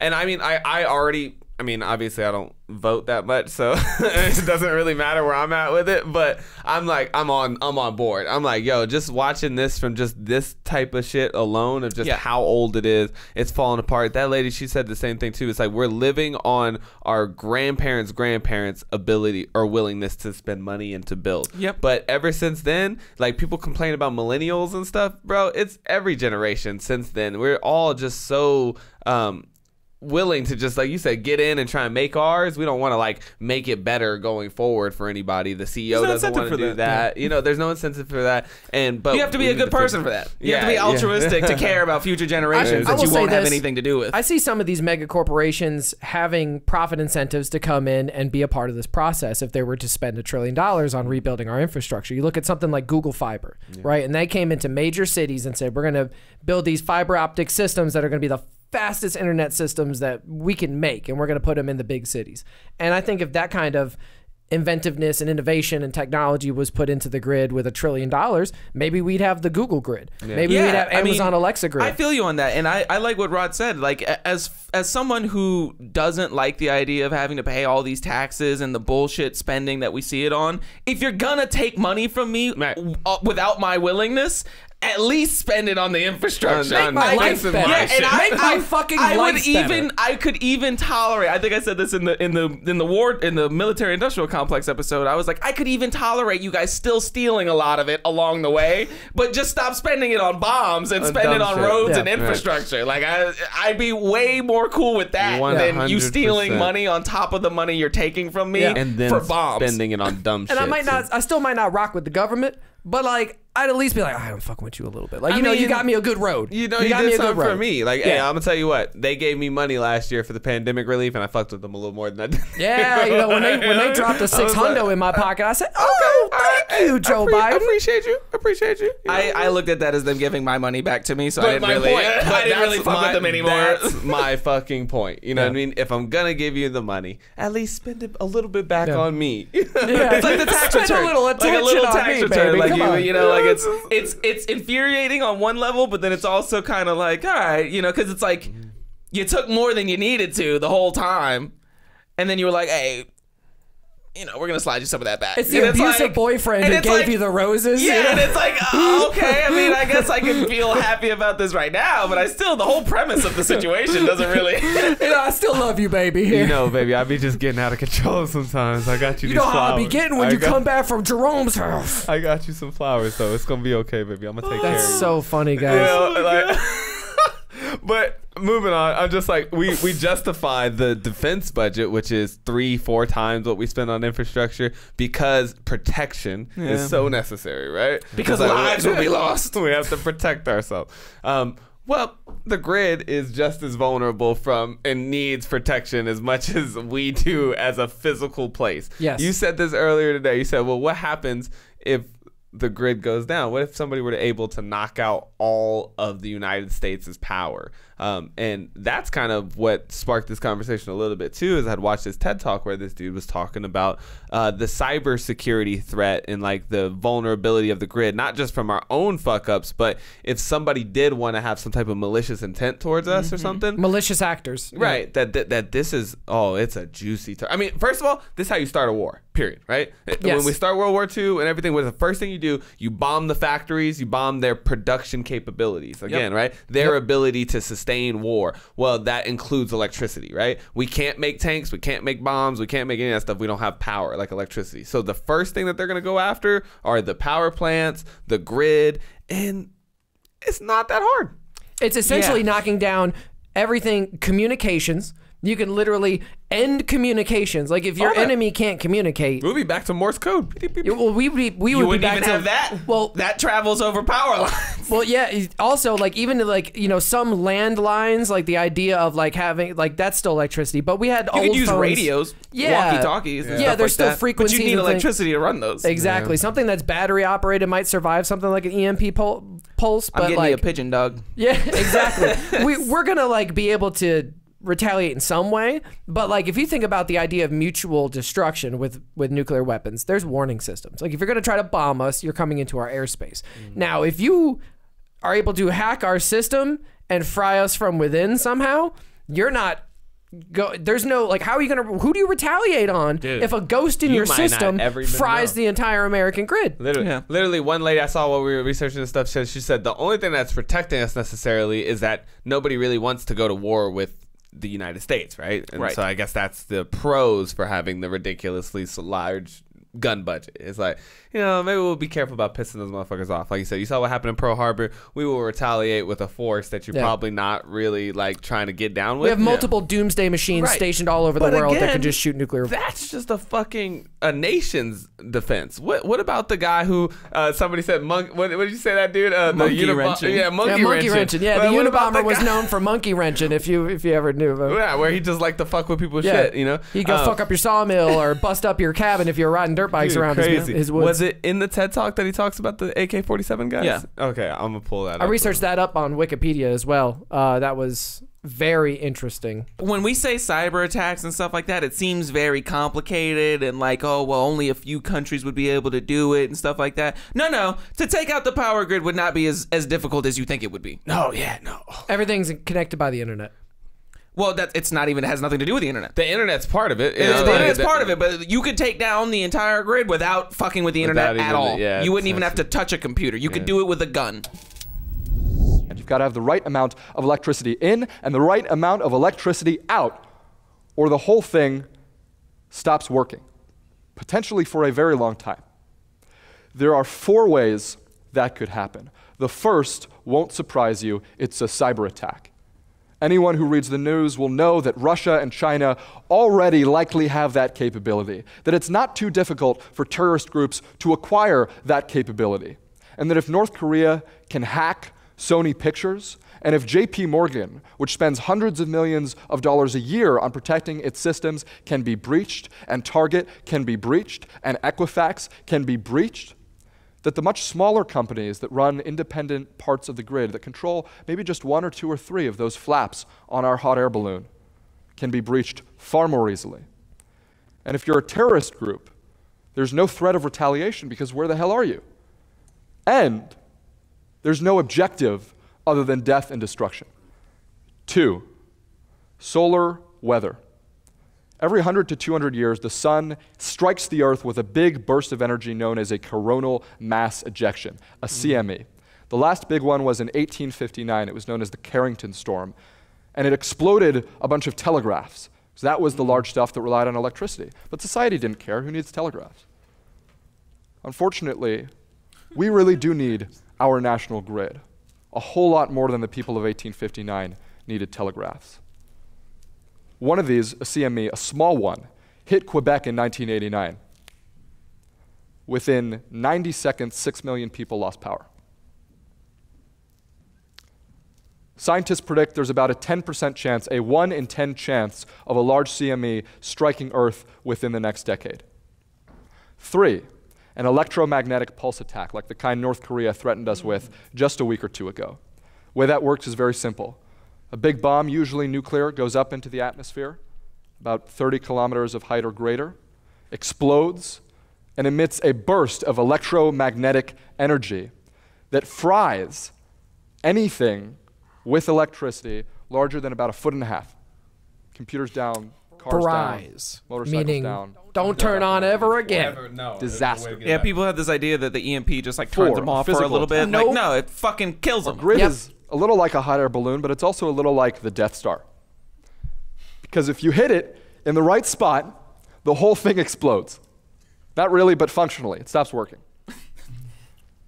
If you take out just a handful, about 9, of the critical electric transformers, step up, step down power transformers, high voltage transformers, the ones we get from China, of which we 60% have of them, a few at least. thousand. You can take out the entire grid. In late spring, early summer of 2013, an unknown group of individuals attacked the San Jose Metcalf transformer substation and in under 18 minutes took out 17 transformers with expertly placed shots from AK-47 rifles. No fingerprints on the shell casings. They cut the communication line and they disappeared in less than 60 seconds before police arrived on the scene. We don't know who they are. But if someone were to attack 1 or, God forbid, 9 of the critical ones, we'd be in a lot of trouble. Because it's not easy to replace these things. They're huge. They weigh tons. They cost, millions, tens of millions Hundreds of of tons. We have to buy them from Germany and South Korea. The lead time on these is a year. China. It's almost impossible to transport them. They're so heavy you need special permits from the government to transport them because they might take out the bridges because they weigh so much. Most of the railway lines that were used to put them in originally were decommissioned 30, 40 years ago. Really hard to respond to. Yeah, that scares the shit out of me. That's what I scares the shit out of me. The more I look into it. AK-47s. Yeah. Not even fucking sniper rifles. They Just said, regular old AKs. They said after all their investigations that it was an insider. That's the best they could do. Yeah, with the Metcalf shooting. Wow, crazy. Yeah, they have no clue. Like I said, just Insiders. monkey wrenchers. Yeah, monkey wrenchers. Like someone who's Some just like fucking they want to prove a point. Antifa. Yeah, some Ted Kaczynski's decided to monkey wrench it up a little bit, and were able to do it. And like you said, it wasn't a major place, but if they, come on, man, if guys with guns can do it, it's crazy. They're like, well, I mean, the thing that got me is that when you were talking about the fact that we get 60% of these transformers from China. And I'm thinking like, okay, well, if I'm China, then I would just put like a self-destruct button in those motherfuckers. Yeah, where like at any moment you could just press a switch, and then the 9 that are important or whatever, all the ones that you've sold us over the last 20 years, you just shut down. Funny you should mention that. 100% their failsafe. Yeah, funny you should mention that. They speak specifically to that in both the original post by someone alleging to have looked at these executive orders and seen some sort of conspiracy, and in the nonprofit research organization about energy. In both the article and in the original poster's conspiracy theory, they mention how it's very easy to hide a piece of hardware or software in a 100-ton transformer. Right. Yeah. Because what are you going to do? Take the whole fucking thing apart? Exactly. Because if you were going to do that, you would just fucking build one yourself. Because we're talking about computer chips or little nodules or like the tiniest fragment of something. This isn't a suitcase or a piece of clothing. It's a 100 to 400-ton transformer. Literally less than an inch, like a square inch of space within a multi-100-ton machine. He even made the analogy of it being like the Death Star, where it's just this little pinpoint. Like you just have to those were one bullet placement. Like it was not like they sat there and like. So yeah, you said it just put. We were making this joke last night when we were talking about things being anti-fragile and stuff, and you were making a joke. You're like, how come my phone can't, last as long as a goddamn turtle? Yeah. Why is it that things break so easily, right? The things that we built, and they're designed that way. Yep. Things are designed to wear out so that you need to purchase a new one. So the idea of something being designed in a way to break is nothing new. Your iPhone battery deteriorates over time. Like these are all things. So why wouldn't they? As China, I'm just saying, like, they've been rising to power over the last couple decades or whatever by making all the things we buy. Exactly. Why would they not what's it called? Undermine us, subterfuge us. And I thought about this too. What you're mentioning about like a turtle can live all these years, but like my Chevy Corsica is a fucking disposable car. Like get the fuck out. Like when I got my fucking car in high school, I remember like looking it up and reading reviews and consumer stuff, and they were like, this is kind of like the shitty American version of a very it's like a disposable American version of like a Civic or a Toyota Corolla. And I was like, disposable? Like, I thought you get a car and you just have it forever, but no, sir. No, they have a shelf life. Yeah, I found out that we used to back in the 50s and shit. We used to just put our old cars in the rivers. Like we're so like up in arms about people putting plastic in the ocean and rivers. We used to throw our cars in them. Yeah, just dump them down at the bottom. That's how disposable they are. That's so crazy to me, because it's like, why? Like, why can't we just make really robust, sustainable things? That last for a minute. But like you said, there's no incentive to that. No incentive. Yeah, they want you to buy more. I want you to buy a new car next 3 years, or else if I sold you one and that lasts you 30 years, I go out of business. Go out of business. And so it sucks. But I'm just to what you were talking about with that conspiracy theory. I don't know how much proof there is in this stuff, but there's nobody. I saw this thing, and we'll watch it right now, but when they're talking about the one thing they do is they check a lot of the software coming from these places and stuff to manage the grid, because they're worried about that, it coming with pre-installed malware and things like that would make a cyber attack very easy. But I don't think anybody's looking at the fact that China is making 60% of the transformers that are being installed in your thing now. They're also making a majority of the solar panels. So essentially, they're controlling our power grid at the moment. And you can see all of the weird posturing and stuff, like when you can't get Google Play apps and stuff on Huawei phones, and they're like, oh well, we're gonna make TikTok be less in bed with the Chinese government. It's like, okay, it all ties into that. You're worried about the Chinese government being in bed with a social media company, but you're not worried about the Chinese government being in bed with the companies that make the transformers for our entire electrical grid. And funny you should mention that, because it brings me to this point that I like to give credit where credit's due. And while Trump was president in 2020, May 1st, he signed an executive order that was like, protect our bulk energy grid system by not allowing foreign actors. And he's very explicit in this executive order. It's America first. It's like my third source has a whole article discussing these two different executive orders. But in the first one, he says like, we can't let anybody who could have any malicious intent or foreign intent into our energy systems. It's true.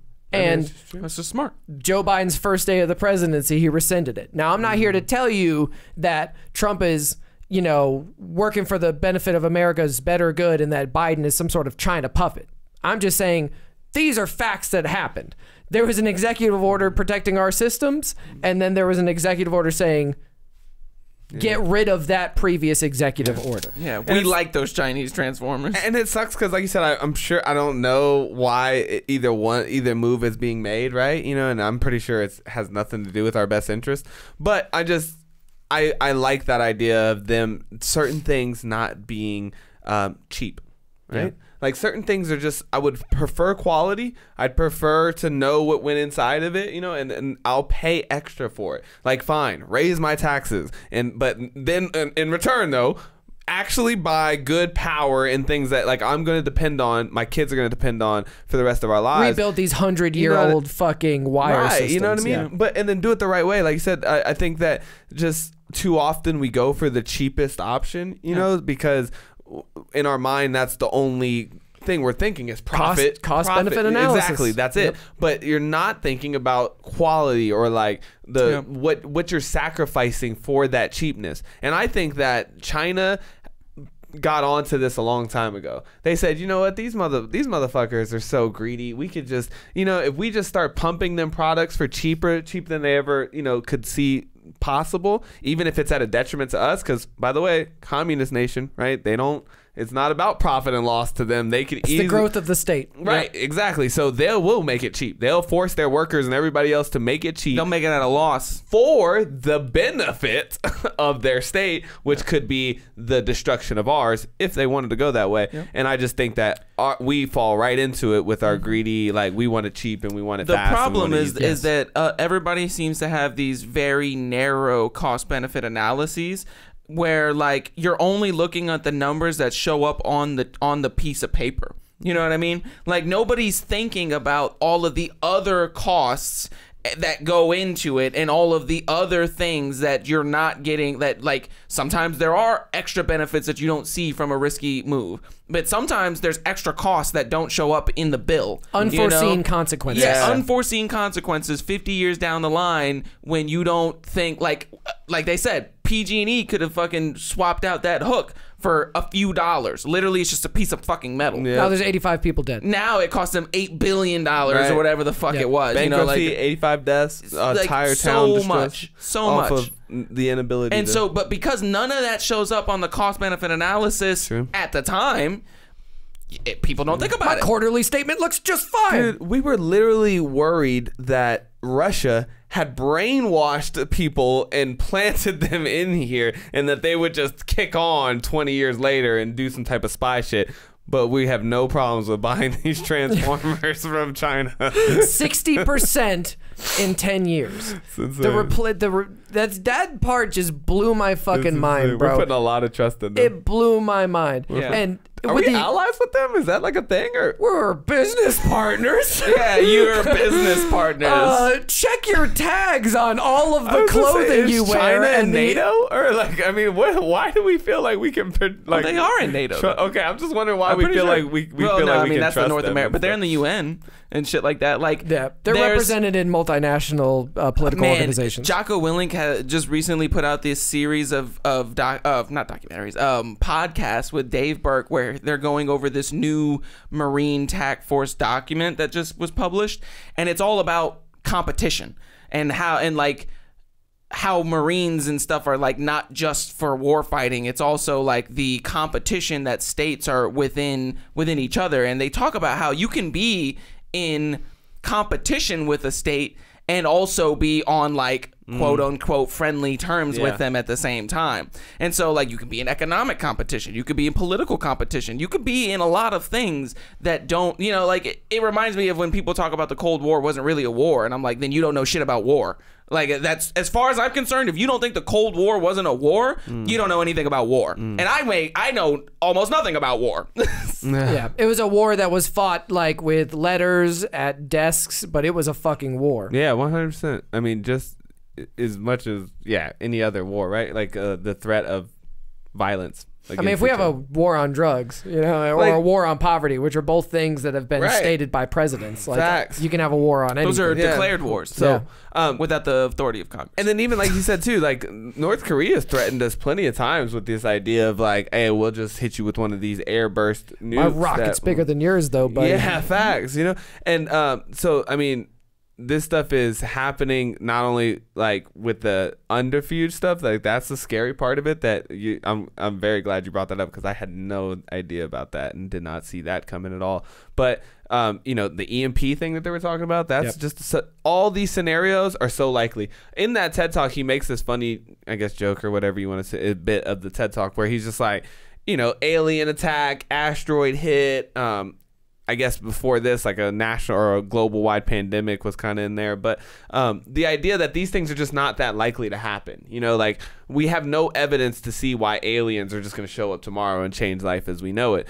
But these other scenarios are just so ridiculously dumb likely that, I mean, like I said, we're already doing it to ourselves. Oh, actually, this stuff has already happened where, especially in the cyber space, right, where our grid is already fallen, not ours personally, or so they say, but other people's. Yeah, you're going to talk about Ukraine, right? Yeah, I'm going to talk about the Ukraine.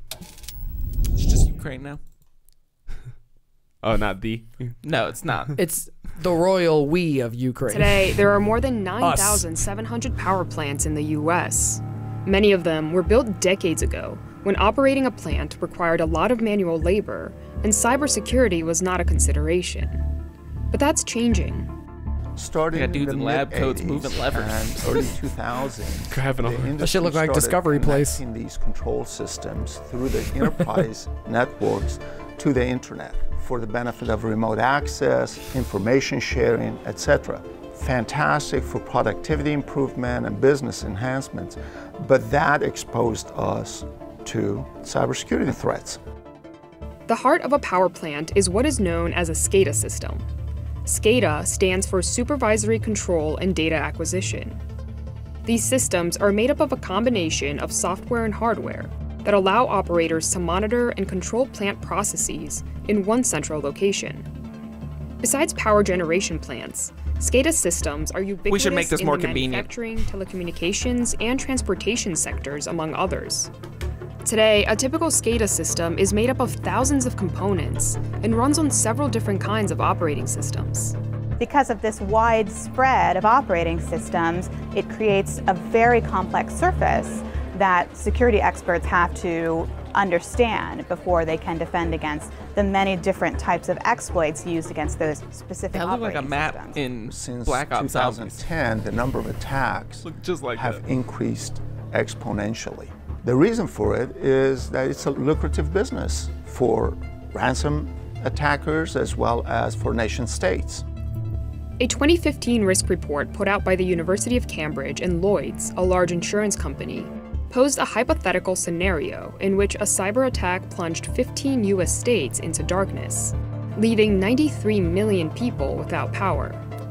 The report estimated that the loss to the U.S. economy would range between $243 billion to $1 trillion. Oh, ironically, as much as it would take to fix the entire thing. Every system could be compromised, especially these control systems, since they were not originally designed for cybersecurity, unlike computers that we use at home and at work that are regularly patched and protected from cyber attacks.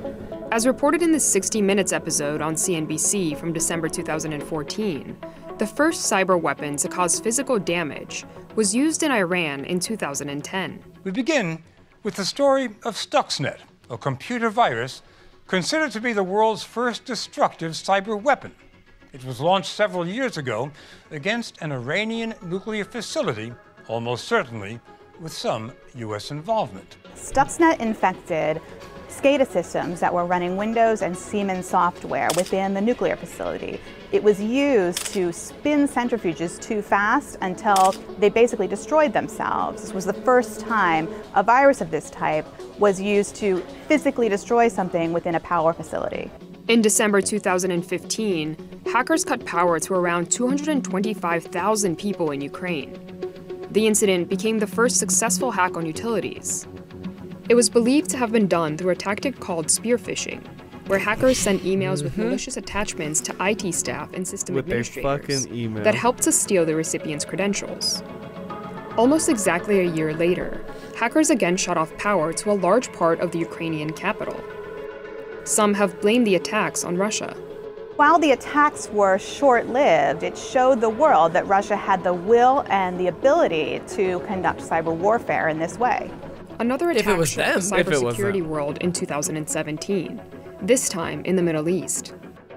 In the past year, researchers have spotted a new family of industrial control malware. It's called Triton. Triton was a really alarming piece of malware. It affected facilities in the Middle East, and what was most alarming about it was that it disabled what essentially was the kill switch for a catastrophic disaster. The metaphor I use here is relying on the police to come help you out when your house is broken into, but the police is asleep in his police car. That is a metaphor of that safety system being bypassed. That's a fucking terrible metaphor. Yeah, terrible. I thought so too. Like, this guy's supposed to be a super smart cybersecurity guy. I was waiting for it. I was like, it's terrible. It would have been better if they said that they made it to where you can't dial out to 911 or something like that.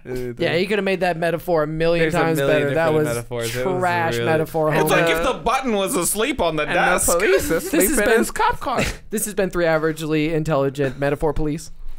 We're here to call out your bullshit metaphors. We're calling out your bullshit metaphors today, ladies and gentlemen.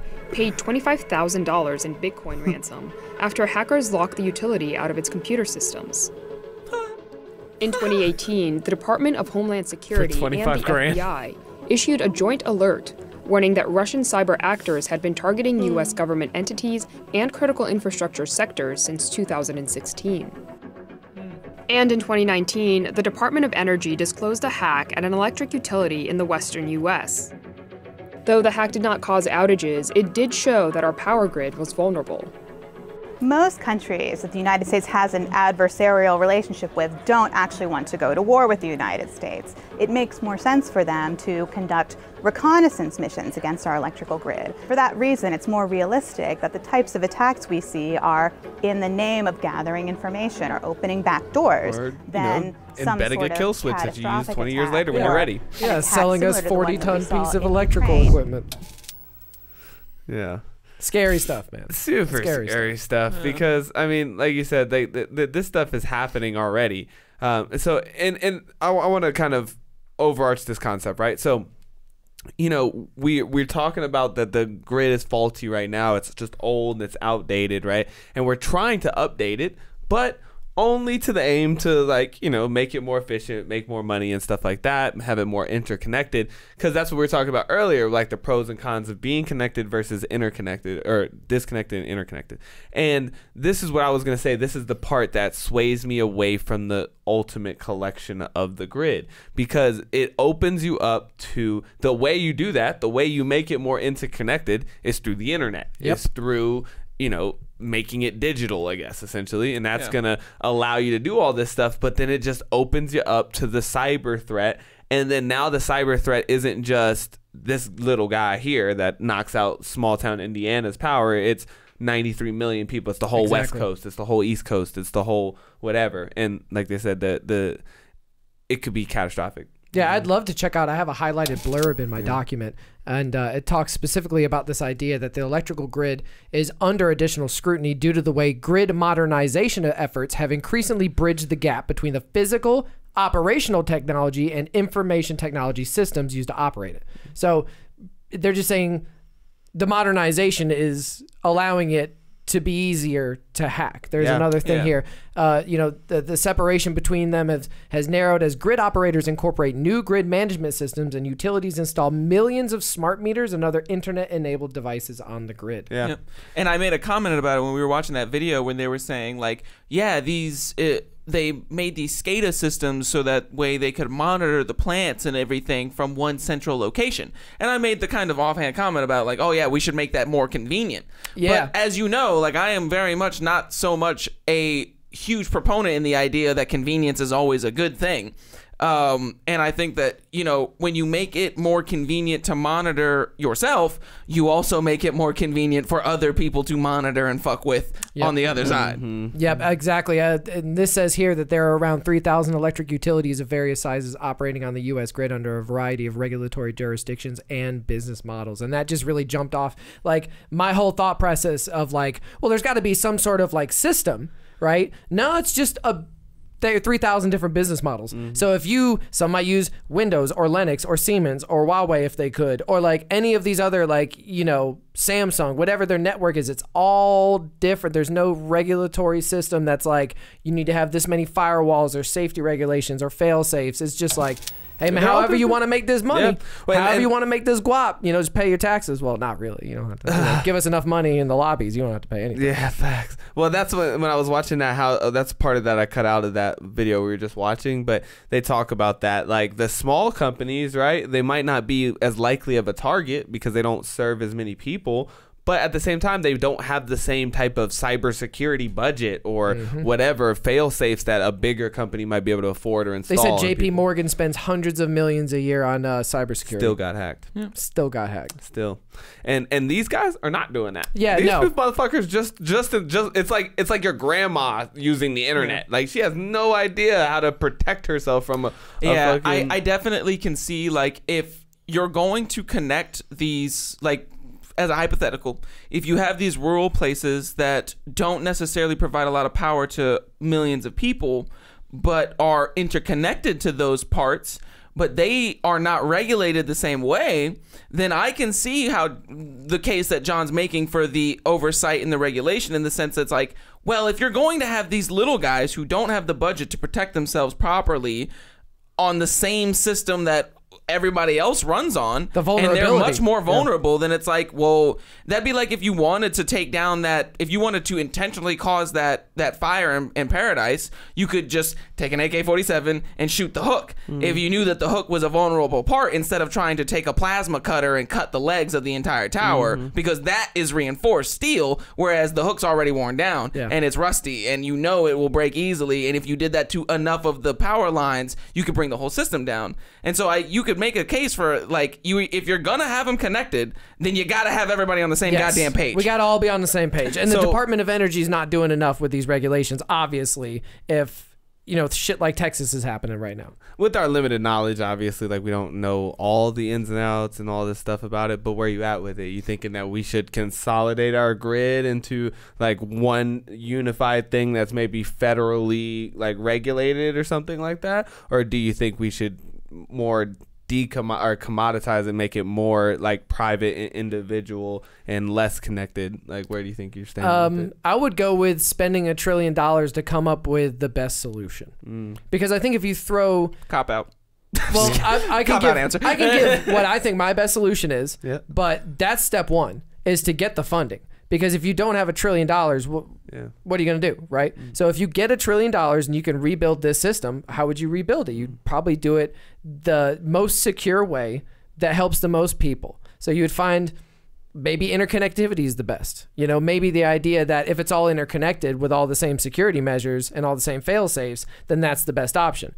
That's what I would go with. Because if I was to say, like, well, everything should be individual and self-sustained and stuff like that, because I kind of was on that wave last night. We were talking about this, and I was like, well, maybe if everything's kind of self-contained, then it's less vulnerable to, you know, being hacked or, you know, hurting the whole system.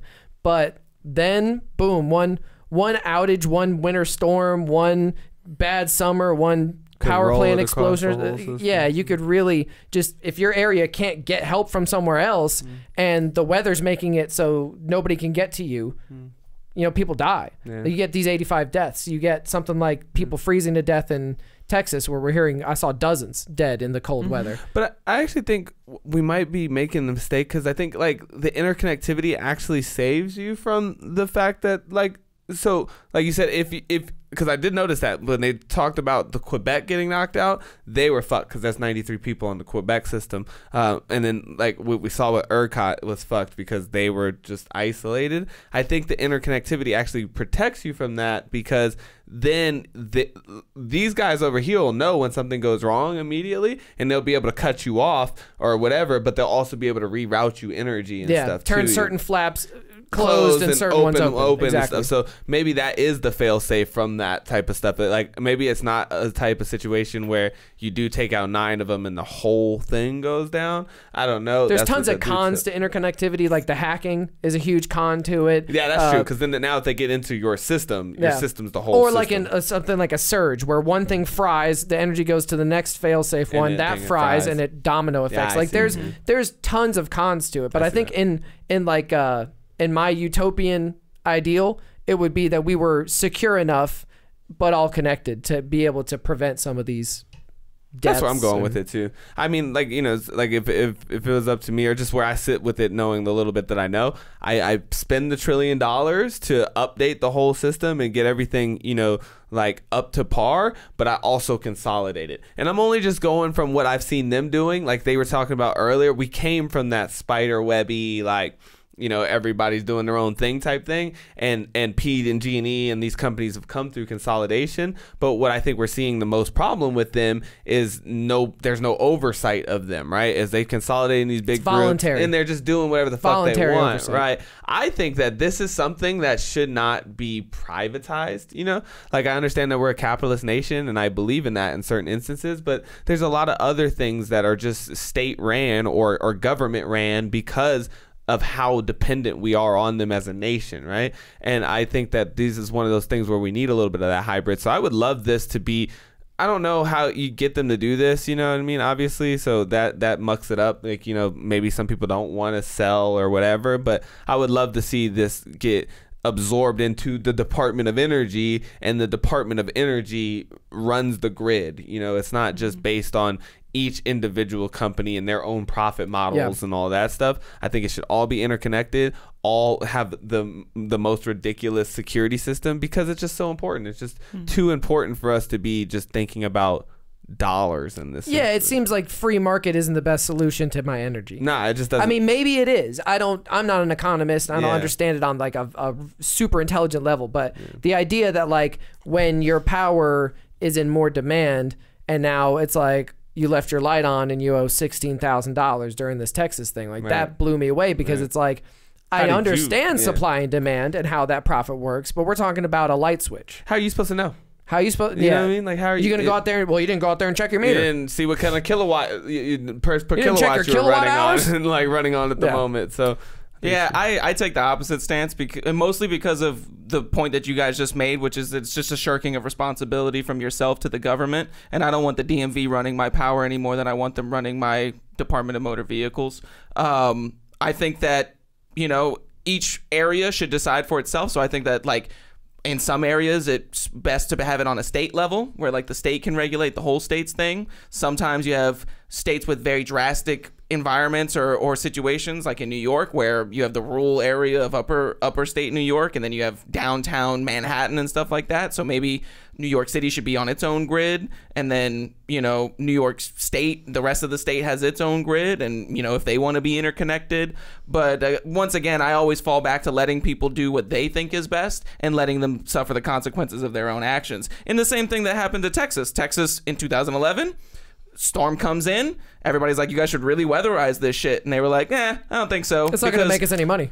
Yeah, exactly. It's not going to make us any money. And so I'm not saying that there won't be damages along the way, but you know, when an elephant falls, it falls hard and it breaks bones easily. When a mouse falls, it falls more often, but it usually takes no damage from it. My interesting thing about this, though, is who's they? Because, like you said, they is not the people. The people are affected. If ERCOT fucks it up, it's not ERCOT that suffers the consequences. It's the people that are depending on the electricity and the food and the water. So I'm just like, how is it their responsibility? My thing is that it's not ERCOT's. That's why I said it's a shirking of responsibility at any level. No, but this is just a shirking of responsibility from either yourself to the government or yourself to the energy company. So, like you said, the guy didn't go out and check his meter. There's a winter storm going on. maybe, and I'm not saying that I wasn't ignorant of any of this stuff at the same time. Like, I would be one of these fucked people. But I think that on principle, that's where I stand. I think that it's, I think that once again, you just can't, I don't ever see a point where you can regulate out maliciousness or people acting in a way that's not cohesive to the regulations and stuff like that. And so I think that instead of sharing the damage across everybody for some people's fuck ups, the people who fuck up hit the damage. I agree with you if in certain scenarios, right? Like, so in a for-profit business that you make cars or something like that, and then your cars fuck up and you suffer the consequences because your company goes out of business. But we're talking about something that, like I said, again, the people shouldn't have to suffer the consequences of what the organization does, right? Like, that's where I get, that's where I get different. Like, that's the whole point in government. Isn't removed from the decision making. They decide who these people are that make the decisions. That's what I'm saying. It's like, how we don't vote for who runs PUC. Also, no, but you get to decide where you live. You get to decide where you live and who you pay your money to for your energy, if you will. So if I were somebody living in PG&E's area, I would think very strongly about whether or not I wanted to live in those areas. And I would probably do some more research into the amount of safety regulations the area that I'm in follows based on the information that I have now. Which, like you said, none of us did prior to this. Yeah, I've been living for 32 years and I never not once thought it was my responsibility to get educated on how all my I'm saying is that maybe that mindset is the problem rather than the system that we implement to fix it. I think that maybe the idea that you shouldn't have to think about where your energy comes from is the problem. That you shouldn't have to think about how your water gets to you is the problem. Because when you start shirking that responsibility to other people, you open yourself up to them fucking you over. But hold on, either intentionally or by accident. But think about something like price gouging. So if we regulate this industry and say that you can't price gouge, you can't like shoot the price up when there's a demand just because you know, it costs more for you or something like that. Like, you're supposed to provide us energy. It's supposed to be, let's set it's kind of like a fixed mortgage or something like that. Like, the idea of no gouging. In this current system, you can jack the price up. That's price gouging. Like, you can profit off of people's... It depends on how you look at the idea of price. Well, okay. Like, as if price is a fixed set thing that you think it doesn't change at all based on the scenarios that do change outside of it, then yes, you could say that it's wrong to price gouge. But if you look at price as a signal to the market and every other consumer about what is being valued right now and what isn't, then I would say that it's not price gouging. It's just when people want more of something, it costs more. Like when the pandemic hit off, the government stopped people from price gouging for hand sanitizers. And that kept a lot of people from shifting their factory production from hand sanitizers or from whatever they were making to hand sanitizer because there wasn't any profit. They couldn't make enough money to cover the cost of shifting their entire process over to making hand sanitizer. I want to make another quick point too. Well, that's who makes the price gouging stuff. Like, if you say you can't price gouge, who's going to say that? Yeah, no, and one point I want to get to is that, okay, so like, it's kind of like a naturally occurring event happens. There's this winter storm. But the raising or lowering of the price is not a naturally occurring event. It is a decision that is made. They say, jack that shit up so we can make more money. So when someone gets caught in the unfortunate side effects of that, like the guy that owes $16,000 for leaving a light on, to point to him and say anything about personal responsibility seems wild to me in the sense that, like, that guy right there was no warning blast that went out. There was no like, hey, everybody, turn your lights off before the prices go up. There was no text message alert from Duke Energy. I just don't know how you could even take responsibility for that. Like, yeah, I just don't even understand. It's like getting hit with an asteroid and you say like, well, you shouldn't be in the asteroid's path. But it's like, how do I know I'm in the asteroid's path? How do I know they're going to gouge my price in such a way that I then have to take responsibility? It is an unfortunate I have to go out there and inspect to do my own climbing inspection on every single tower that leads power from the plant to my house so that I can like make an informed decision. If the power plant goes down because of the natural thing and some fuck up, like, yeah, I get it. Like, that's not necessarily, like, there is responsibility, but like dying due to exposure because you don't have energy is different than surviving with energy and then someone saying, oh, by the way, you're going to be charged your life savings for your survival because you were surviving during a period where we wanted to jack the price up. I see it both ways. I will say that, first of all, we're talking about, like, we didn't even read that article. You're basing this information off of the headline in the New York Times, which was that man still had power, now owes $16,000 for running his power through the storm. They might not even make him pay that. So, I mean, they might not make him pay it. I find it very unlikely that he would pay it anyways. I mean, you could probably make a lawsuit and win that case anyways. But my thing is that just because, like, the idea that it's not, like, price isn't fixed. Like, the price of the energy is not fixed. It's a supply and demand thing. So when the supply went down and the demand went up, the price changed automatically, because otherwise the company, like, you're talking about something that the people that work at the company also have livelihoods and stuff like that. Like, they're not just a company.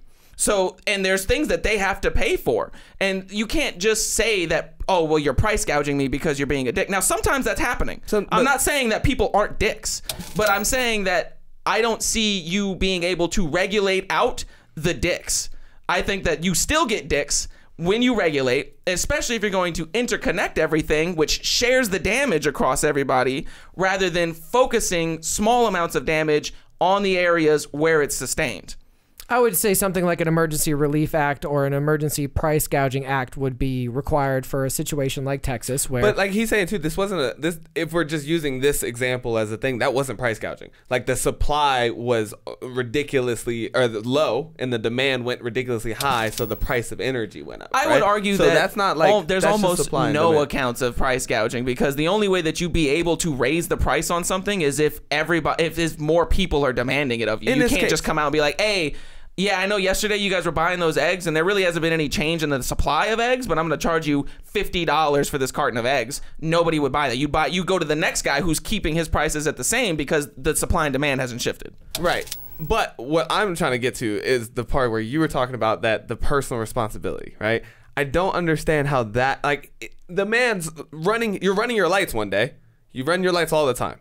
And then the next day, all of a sudden, it's costing you $50 more per kilowatt, and you you have no clue that that's happening. I don't understand how that should be acceptable in the system, that can happen to you as an individual person, right? Like, I understand about protecting the company's rights to make profit and allowing the company to make its own decisions, but I think that that's where we disagree sometimes. Is like, I feel like that breaks down at certain levels that deal with interconnectivity, because that's what government is for. Like, the whole reason we even institute a government is, like you said, to maintain civilization, right? They make the rule system. I never said that the person, like, I never said that the person, the individual, like the guy in Texas who still had his lights on, it's his fault for not knowing how much energy he was using and how much kilowatt per hour the price was at the time.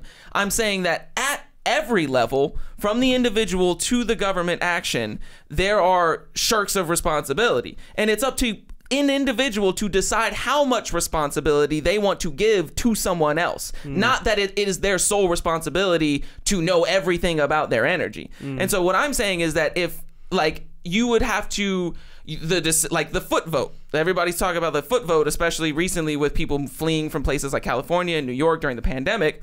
People are making a conscious decision to change who they're giving their responsibilities to. They looked at what was happening to them and wherever they were, and they were like, the people that I've given responsibility for some aspects of my life are fucking it up. And I'm going to take that responsibility back from them and give it to somebody else. Somebody else that I trust more, that has a better track record. And that's the kind of, like, it's not an individual responsibility on the level of, like, well, you got to get a bike and tie it up to your generator and so that you can bike your own energy. Like, if you want to do that, if you want all of your responsibility housed within yourself, you could do that. But there are levels of like, you get to decide how much of the responsibility you give away and who you give it away to and for what price that you're selling it for, because you're really not even giving it away, you're selling it to them for. So you're kind of saying, once this happens, like once ERCOT fucks you and fails, then now it's your responsibility to just go somewhere else where they're going to do electricity the way you want them to do it. Right, exactly. Once you get the new information in, you have to reassess your situation, and you have to be like, okay, well, this happened again in 2011. Maybe you didn't live there in 2011, so you had no idea that ERCOT didn't fucking weatherize their shit again. So now when it happens a second time, I would definitely, that would play into me. That's fair. Like when I'm saying like, okay, well, do I really want to live in a place that's run by people who had this happen already and did nothing about it, and now it's happening again? That's fair. And the same thing with the PG&E. Like, I wouldn't want to live anywhere like that where they're doing fuck shit like that, but I'm not saying that I'm going to go out in the middle of the woods and produce all my own electricity with a water mill. That's fair. No, that's fair. My counterpoint to this is just in where we always stand, you know, and just like we all have varying levels of where we're at with like how much government is enough government. For me, I think the costs are too great, right? Like you open this up with the hypothetical in the sense of like, if the power grid gets knocked out, right? Like if the power grid to half of the United States, all the United States, anywhere around 100 million people, the cost is just too great. It knocks out our entire economic system. It could open us up to war, to anarchy, you know, and all those things. And for that reason, I think that that's why we give up some of our individual liberties and we quote unquote shirk our responsibilities, you know, because like, dude, a lot of us shirk our responsibilities for personal defense, right? Like you leave that up to the military. You're not walking around like trying to fight on wars North Korea in Iraq, and shit, and like trying to make sure, like, you know, that's just what it means to be in a country, and everybody does that, right? Yeah. And so I just think that for me that the power grid falls into that. Like there's certain things that don't fall into that for me, you know, like where I'm just like, hey, you could choose where you buy your groceries. You could choose where you like what kind of car you drive, like all these different things. You can be the guy who does all the analysis and understanding of what kind of soap, what you're doing with your vape, all these things that you're making for personal decisions. Yep. But some of these things are just like I told you, like the way people were acting in Texas when that power went out, like that's just you depend on it so much, you expect it to be there so much without a blink of an eye. Yep. That I think at this point it has to be we have to take better care of it, you know? I would argue that it's the opposite. For something that you depend on so much, you should take more responsibility. But funny how none of us ever did that. No, I know that, but I'm saying that like you're right, like military defense and stuff like that, like there's things that I think that the government should do, and there's things that, and I mean honestly, I still think that the government should handle, or some sort of entity or body should handle the energy wherever you decide to live. But I'm against taking that choice away from people. You know, like right now you don't get to decide where you get your license from. You just have to go to the DMV. Like that's been a choice that's been taken over from you. And because of that, because there's no competition in that choice, you have to do whatever it is that the DMV says. And everybody knows how much of a pain in the ass it can be to deal with the DMV.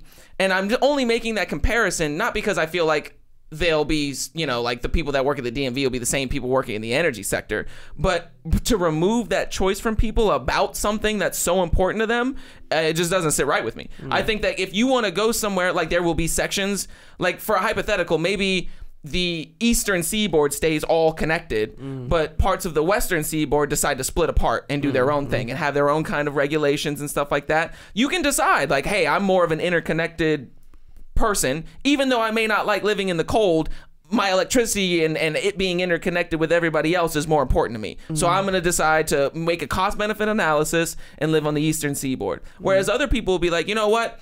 I can deal with, you know, natural disaster events on my own, considering how unlikely they are and how infrequent they are. But I would really rather prefer not to be super vulnerable to cyber attacks or something like that. So I'm going to go to a place where they decided that they were going to do things their own way, like in Texas or something like that. And I think that it's not that everybody fends for themselves. It's that everybody gets to decide what system they want to live under. Some people will live under a big system. Some people will live under a small system. Some people will live under no system, like Ted Kaczynski, and they were fucking monkey wrenching around. So I mean, like, but I think that giving more people more choices is kind of the stance that I'm taking on it.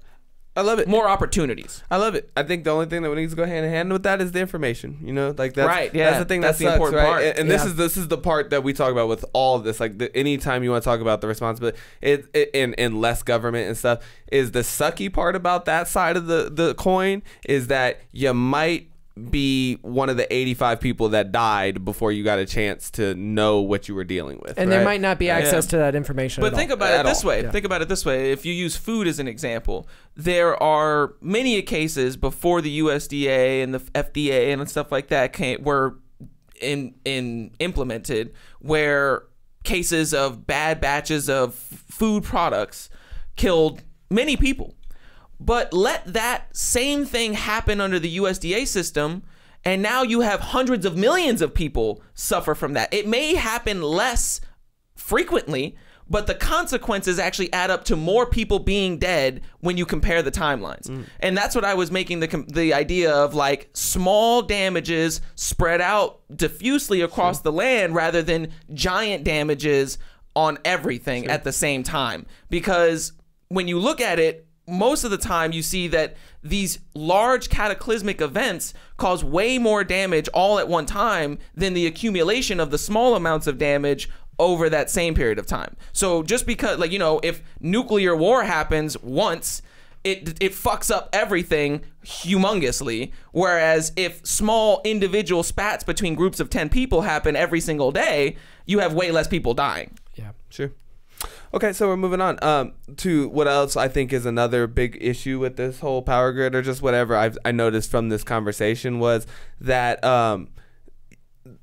the reason you need interconnectivity, or the reason that, you know, shortages come about and all these things happen and whatnot, rolling blackouts, power, all this stuff, is that you have to use the power in real time. In real time. It's happening while you're doing it. Yeah, that's the thing that seems like it is really a faulty part of the system as well. Or not faulty, but it's just like you wish it's you could a major find vulnerability in the system. We got to figure out some way to fix that. Exactly. You know? There's like, got to be a better way. There's got to be a better way. I believe in that. Because, I mean, obviously, like they said, right now their solution is to just get more connected so that we can share quicker and faster, you know, send it from back and forth. That's why you want the internet and all that stuff. But you might have been thinking, as I know I was thinking during this whole like thing, is like, well, why don't you just store the power, right? Like, why don't you just keep power? Like, where's the battery in all this? Like, why is it just like that there has to be power just shooting back and forth all the time? And if you don't use it, then it just disappears, right? And then so I did some research into this, and we all did some research into this. But it just really comes down to the fact that there is no capability. Actually, you schooled me on this, because at first I was like, why don't they just store the power? And you're like, they can't. And they were like, there's no like batteries big enough to do that. I'm like, the battery technology just isn't there right now. But it's just not. There is no way for lithium ion batteries, which is the majority. I mean, is that all batteries? The newest. It's not all batteries, but it's one of the newest and most efficient batteries is lithium ion batteries. Yeah, and there is no way to build a battery big enough for cost effective enough. Yeah, you could build it. It would just, you'd be doing it at a loss. Yeah. So like one statistic that I found out was that like you could take one energy plant, and to store 1 kilowatt hour of power in a barrel of oil costs 50 cents. To store that same kilowatt power energy power from like a wind turbine or whatever in a battery, or even from, if you wanted to burn that oil and then store the energy that it's making, to do that in a battery, you'd have to have $200 per kilowatt hour to store that same amount of energy. Yeah. So it's just more cost effective to store the energy as oil than it is to convert it from wind or solar, even though wind and solar could be cheaper than the oil itself, which it's not right now, but it could be. But to put it in a battery, that's the problem with the renewables, is that it's intermittent. You can't store them anywhere. Like the sun goes away after a while, the wind doesn't blow all the time, so you have to store the energy somewhere, and it's just way too expensive to store. Yeah.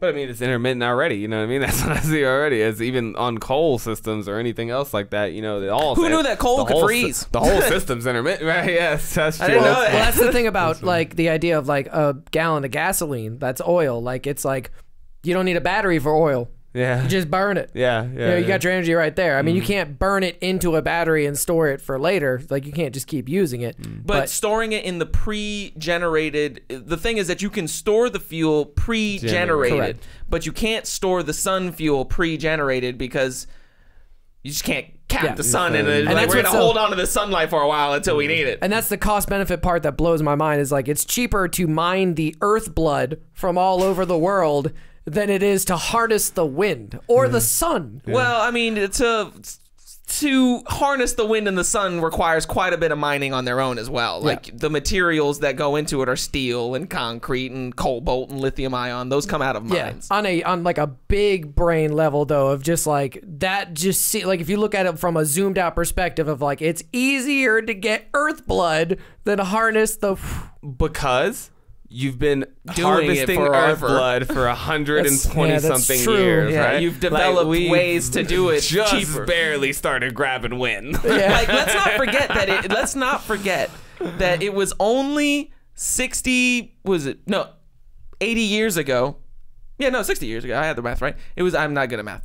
It was only 60 years ago that people were saying that we were going to run out of oil, not knowing that people were developing ways to detect and mine oil for cheaper, and we discovered more oil. So like, that's the thing, is like, we're basing all of our decisions on the paradigms that we have now, which is your point, is that like, it's only cheaper to do fossil fuels because we've done all the expensive shit for fossil fuels like 100 years ago. Yeah. We invested all that money 100 years ago to figure out how fossil fuels were going to help us. Yep. Now, you could say that that was a lack of creativity on the part of the people that were thinking that, because you're like, well, what about the sun?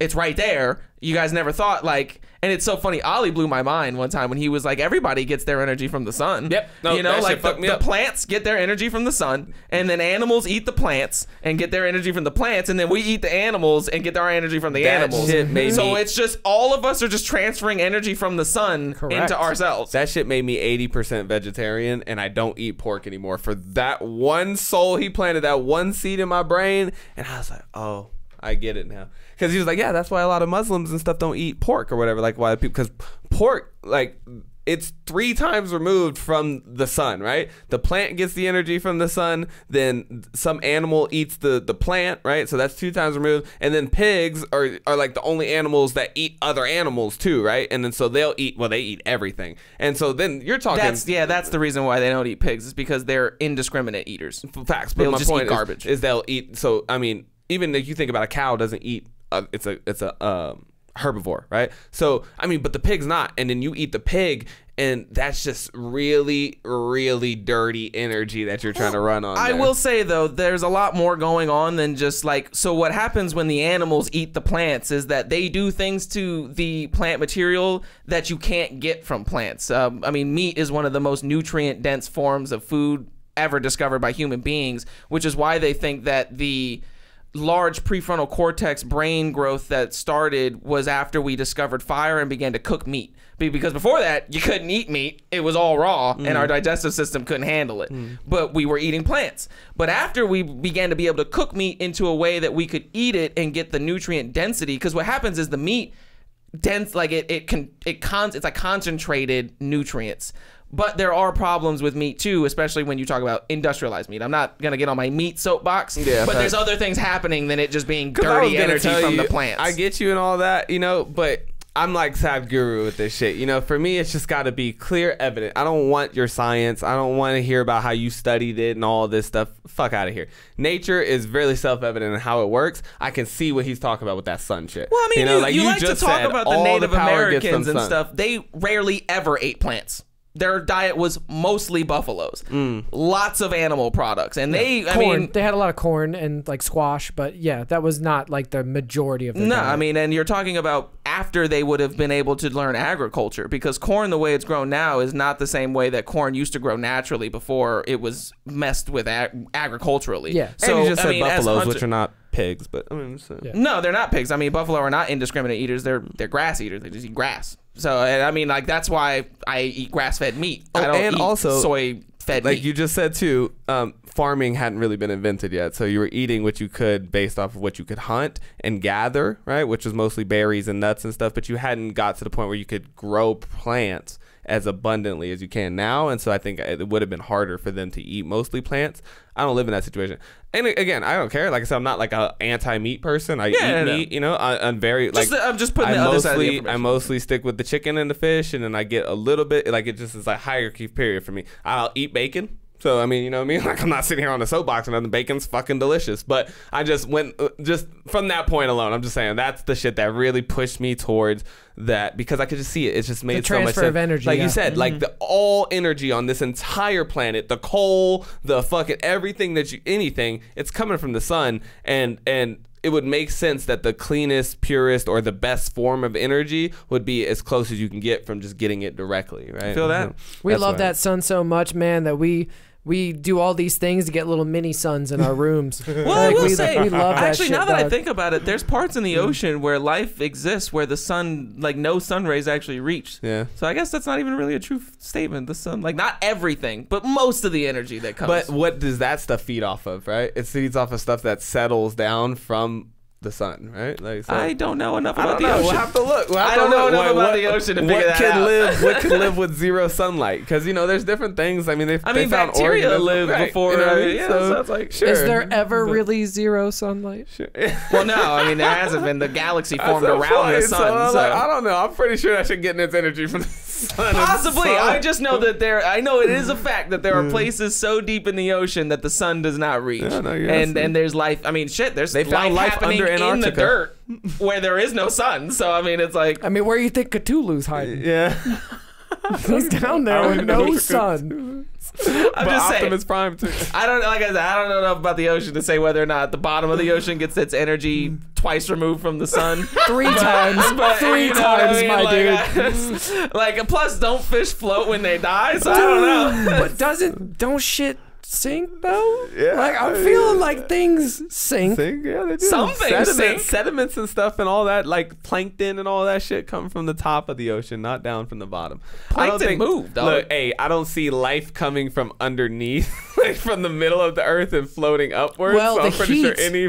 the heat. No, from that's the what I'm saying earth, though. There are things that live at the bottom we of the have ocean no idea. that could not survive up above the surface. Nobody's ever physically seen inside of our Earth, so we have no idea what's going on down there deep. But I just have this idea that, like, if you're looking up at the bottom of the ocean, you're looking up through water. Are you telling me no sunlight filters in certain places, down? like No, the literally it's Marianas so Trenches deep and that the stuff sun, like that. like the protons that come from the sun, do are not blocked reach it. and it's dense. It's too much. I don't know how much is living down there. You know what I mean? Like, It's not as much. I'm not gonna sit here and say like it's like a Bahamas, thriving like, industry. yeah, it's not like the fucking coral reefs of the Bahamas down there with little, That's and so the shit funny. that lives down there is fucking scary. I wouldn't eat it. But like Those but like crabs the that just hang out by the fishers. the anglefish, or what is it? Angler. Anglerfish, Yeah, the yeah, one with the light little on it and light stuff thing. like that. Like From it Finding creates Nemo? its own little Sun thing. But those actually live so far down. That's why they can use the light because there's no light down there. That's why there's those weird crabs with giant stilt legs that just hang seen out those. by the fissures of like sulfuric shit oh yeah, coming point out. is and you're they just not eat eating it. it though.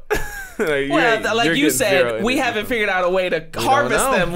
I mean, shit, those little stilt crabs Could might be be the most dense nutrient-dense as food the whole Earth has at all. So, I mean, once They again, only eat magmite and sulfur. and once again, we have no idea. Them bitches are 10,000 years old, just been collecting energy. Think about I mean, the why do you think calories in people one like bite. lobsters so much? Lobsters are bottom feeders. They're like the pigs of the ocean. Yeah. But goddamn, like you said, that bacon, it tastes fucking good. That lobster tail is fucking good. It's interesting how things that aren't that good for you, they taste the best, man. It's fucking trash like that. So we're talking about the battery. Tesla's on the way, of course, because Tesla has moved into battery power. They're probably the world's leader right now in lithium-ion battery technology, and so they took the undertaking. Now, I would assume here that they didn't make money because Elon Musk, he likes to do the shit like this. He likes to see a problem in the world and just be like, I'm gonna fix that real quick, So he did that. Big Tony Stark energy. Yeah, right. Yeah. You know what I mean? Just like, hey, I'm gonna fucking do some cool shit with my money and my technology. So South Australia had one of these crazy blackouts due to power, like same thing, like a storm is like a once in 50-year storm, it says right here, and that caused a statewide blackout. And so the government and all of them were having a hard time, and Tony Stark himself was like, don't you worry, boys, I got something for you.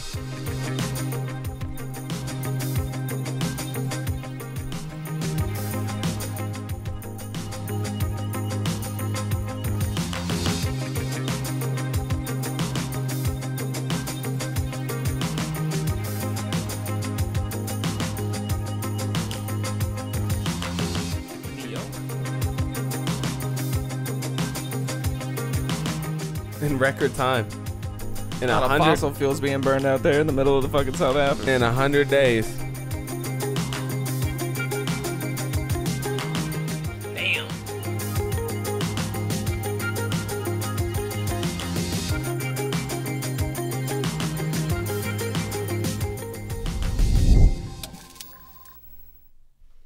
That's really cool.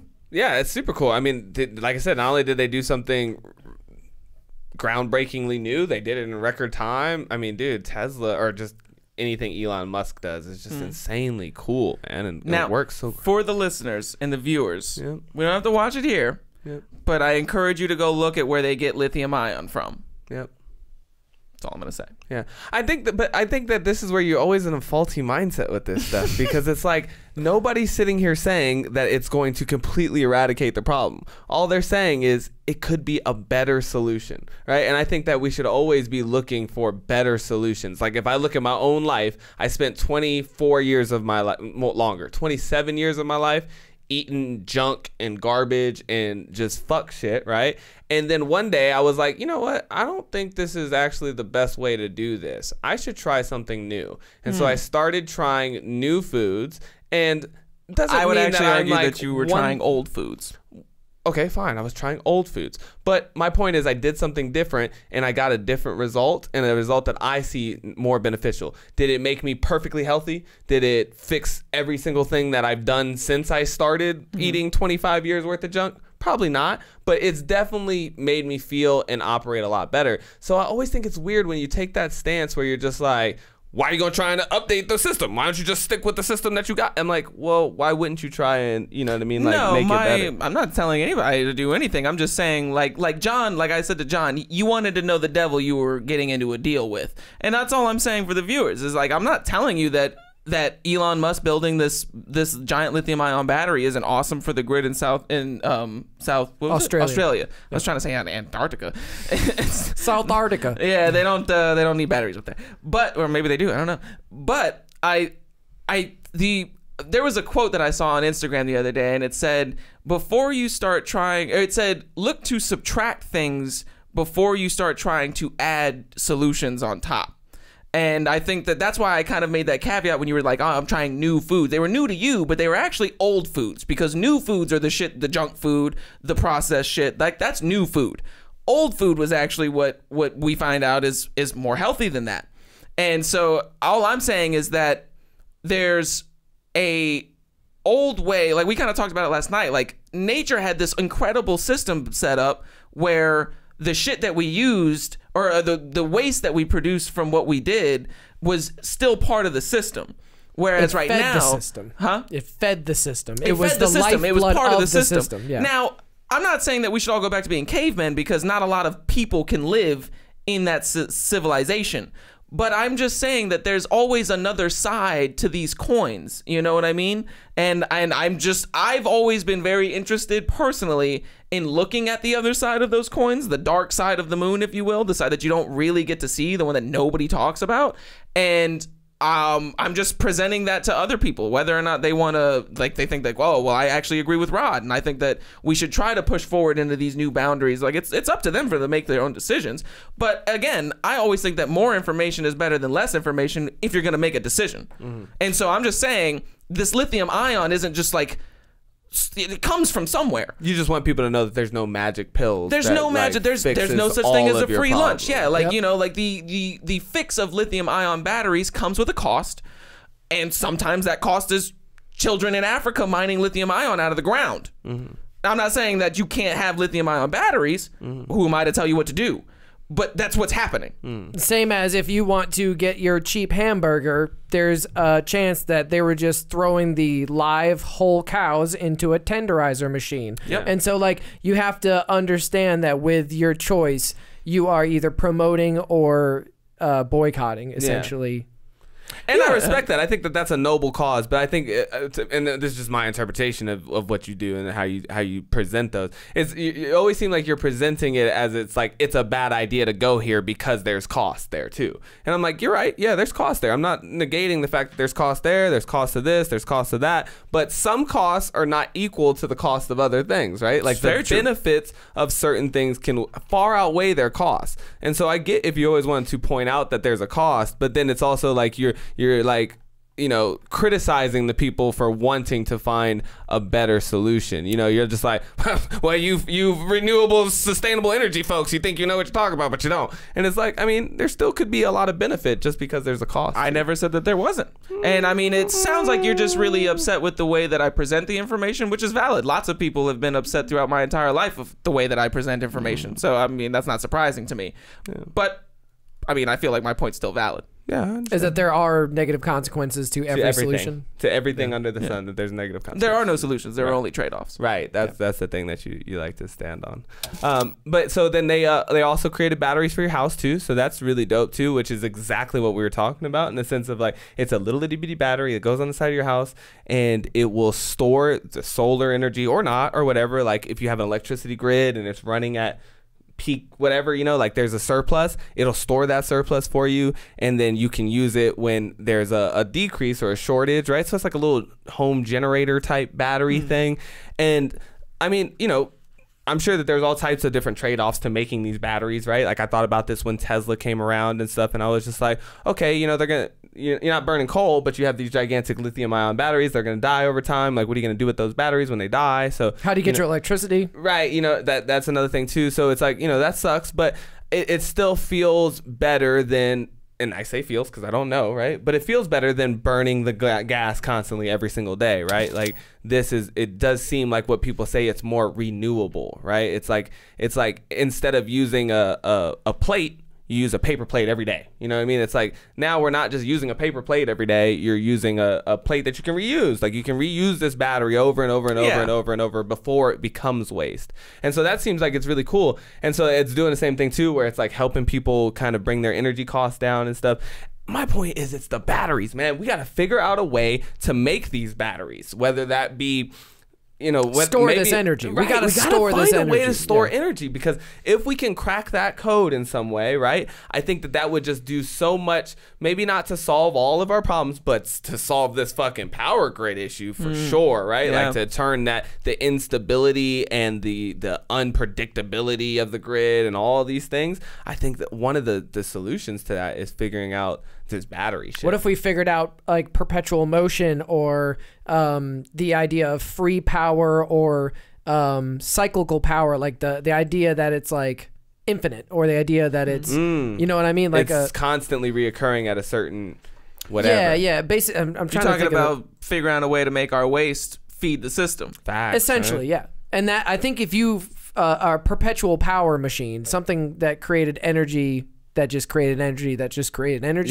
could be a real thing. I mean, I'm no physicist or quantum engineer, but like we figured out so many other things in this world. Yeah. Do you think that if we put $1 trillion into it, we could figure out that kind of concept? Yeah, something that just, I mean, I think they did, right? Like nuclear power is kind of like that, isn't it? Right? Like that you can just keep making the energy. As long as you keep burning water on top of those coals, it creates more steam, which the creates thing more is energy. that the waste of it dies out, like, so you can't use them perpetually. Like the Forever.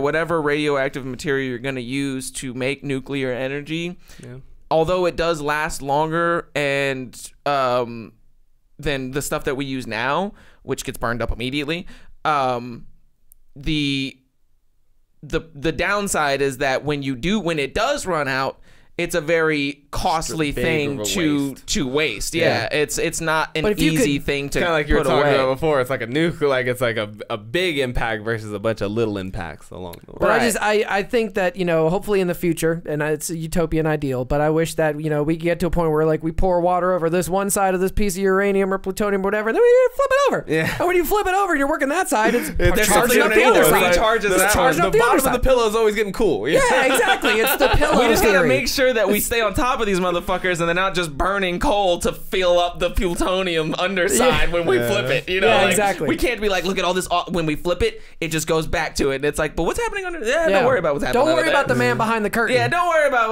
where are you getting your energy from? Oh, I think it's mostly coal. Everything I think about that, I'm like, yeah, you build a wind tunnel that just always produces wind. And I'm like, but that needs power to produce the wind too. It's like everything that you come to, it feels like it has to. I mean, this is something I said too, and I'm definitely a proponent of this. And I understand this concept very deeply, and I love Mac for trying to present this to you guys, and I hope you guys are always thinking about this. Nothing doesn't create waste, right? I talked about this last night. Like, waste always going to be, that is a utopian, as far as I can tell, again, from watching nature, that this idea that there's going to be something that doesn't create waste, like we just haven't seen that created yet. Like even the entire solar system is created from the waste of other things in the solar system. So, I mean, like waste is a part of it, but maybe in the same way nature does, how do we harness the waste and repurpose that back into energy? The problem is that, because you talked about one of the solutions or the trade-offs that could be burn the garbage, burn the garbage and use the fumes to power everything. He said, "I got a plan. Burn the shit. Stop dumping it in the water. That's good fuel." God damn, that's I think funny. one of the other trade-offs, and I would argue probably one that even less people would be into, is to try to lean more towards a society that needs less energy, because we seem to have a problem using and storing all the energy that we want to consume. And I think that maybe another trade-off could be, well, what if we consumed less energy? Like, what if we stopped needing all of this energy all the time and having to mine out blood from the planet or ore from the planet to store it or burn it or whatever it is? What if we just stopped using so much? That's true. Because, I mean, I'm gonna tell you what, like, the population is going up, so consumption is going to continue to go up. But that doesn't mean, like, it's the ease of access, right? The fact that you didn't have to think about how your electricity came about, that lets you leave your lights on all day or run your AC just because it's a little warm, right? It's the taking, and that is as much a part of the problem as any of this other stuff that we the same way about, that there's gasoline on every fucking corner. Right? Yeah. It's ease of access. You got, and then that makes you just if there was fuck it. If there was one gas station in Las Vegas, would we be driving? Well, this think much? about it. When you're driving down the street, it's so funny that people do this. I've sat in cars with friends and family when a big old diesel truck or whatever rides by, some guy in his big old pickup truck, and he's got that exhaust, the visible exhaust fumes coming out of his car. You're like, oh, look at this asshole. Or maybe you want to ride with your windows down. You're smelling all this exhaust fume. You're like, oh, this asshole. And I'm like, you're that asshole. Do you not see what we are driving in? Like, I'm not saying that his isn't a little bit worse. I mean, his is so bad that it's black and you can see it. But I mean, we're also sitting in a car, spewing fumes across the road as we drive by. Yeah, you put a rubber hose on the end of your pipe and bring it in the window, we're all dead. We're all fucking dead. It's the same dead. It's not. Maybe it happens quicker if you stick it in the end of his pipe, but I mean, like, same fumes, different concentration. Sure. And I think that if we could come to like an idea that I had when you were talking about it, and I was trying to fuse the idea of like energy storage and like less consumption or something like that, or like feeding the waste back into the system, biological energy. The reason that nature was able to use the waste from its products into its own system was that it was part of the system. It was biological. It hadn't been tampered with in such a way that made it inaccessible to the other parts of nature that can use it. Because what happens is the bacteria eats our shit. Our waste is something else's fuel. Right now, our waste is nothing's fuel. We can't do anything with it. Now, maybe we could, in the future, come up with a technology that can do something with that waste. Or another option would be to figure out to produce waste that things can use currently. And so it's like, it's a tough balancing act, because the systems that held up human beings' populations before the Industrial Revolution, I saw this graph, it was crazy. Within the last 200 to 300 years, the population has increased exponentially. Like, it's like, fuck your hockey stick. This is a vertical, like, there's no ramping at all. When you scale out to where we are from like the dawn of humans to where we are now, it's flat, flat, flat, flat, flat, and then there's a 90-degree angle shoot straight up. There's no hockey stick, and that's the Industrial Revolution at all. Yeah, 200 years ago, all of a sudden we came up with ways that we could sustain more and more and more and more life on Earth. But at that comes a cost, you know? Like, to sustain 8 billion people, 9 billion people, we have to consume a lot. We got to keep a lot of fires running. And to consume all of that, we had to come up with ways that we could consume faster and more efficiently, but not necessarily more sustainably. So what came about was through the Industrial Revolution was ways to consume that were efficient for human life, but not necessarily for sustainable human life. Because what's going to happen is like it happens to many species on the planet, we will hit a population wall, and then this population will crash. Now, that doesn't mean necessarily that we'll go extinct. We might. Some have done that. But expect to see a extremely large die-off within the next few thousand years. The analogy that came to mind was just something that I thought of earlier, was when they talked about that little centrifuge thing, like they kicked it up to where it just spun so fast that it blew itself out. Like that could be what we've been doing as a society, right? That's it's a great analogy. Like we're figuring out how to go and go and go and go and go, and nobody's thinking like, yo, we're gonna burn out. Yeah, we're at gonna a certain burn point out, in time, like we won't be able to sustain this. Yeah, right. What you made me think about that really touched me deeply was like, I just wanted to thank the bacteria that eats my shit. Like something's out there that is just doing dirty work like Rob, and it wants to do it. It is because it is its life. It is its life. Down a toilet, you are denying life to those bacteria. Yes, you should be shitting in your backyard and allowing that bacteria. I wouldn't necessarily say that. Get back into the fungi. Get back into the mycelium and shit. Yeah, like think about the internet. We need the mycelium. Yeah, we've gone way too far towards the end of the spectrum that involves internet, and we need to like lean it back a little bit more to the mycelium. Yes, neo-internetalism is not just about the electronics and things. It's also about feeding the mushroom internet with your poop. Yes. That's so funny. I think I'm gonna leave this out, but I would love for you guys, if you want to, I'll leave the source in there for the audience to go check it out. But there's this video, another CNBC thing, where they did the future of energy storage beyond lithium ion, where they talk about different types of batteries that people are trying to produce and figure out. There was one with like water perpetuation, and I think there's a thermal option. Yeah, I heard a really interesting thing where it was talking about hydroelectric energy. Exactly. And it was saying like what you could do is you could take, like in the same way that hydroelectric is kind of intermittent, but we have much more control over where water flows than we do the sun's rays and the wind.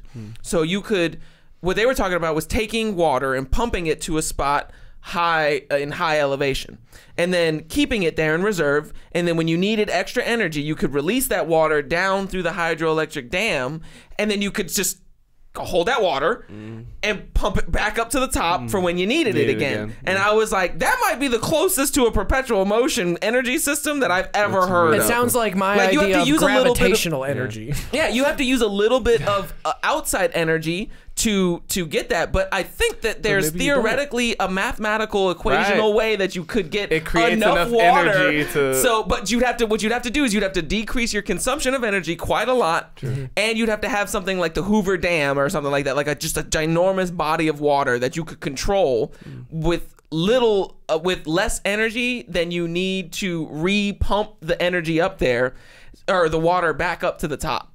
And still have what you need left over to use. And it has to be a closed system because you can't waste any of that water. Right. It has to all be kept being used. It's completely encapsulated for reuse. Like you can't lose any. But you feel like it could work though, like a fountain, right? Like when you look at a fountain's just using the same water, right? It drains down, it pumps it back up to the top, and so you keep that in the system. And like you said, I think if you were definitely correct, and consumption still has to come down in order for that to work. But maybe there's some way where we can create it to where it can pump off the energy that it creates when it comes down, right? And so that it continuously pumps itself, like uses the same energy, and then there's just like an extra amount of energy off the back end that you siphon off. Right. Yeah, I've made a lot of water bongs in my day. We can figure this out. Let's use some gravitational energy. I mean, we're pretty averagely intelligent guys. Yeah. But there's a lot. I mean, there's a lot of innovation that's going on in this too, because when I was looking into that Bill Gates documentary, and he was talking about toilets and stuff, about how so they've been trying to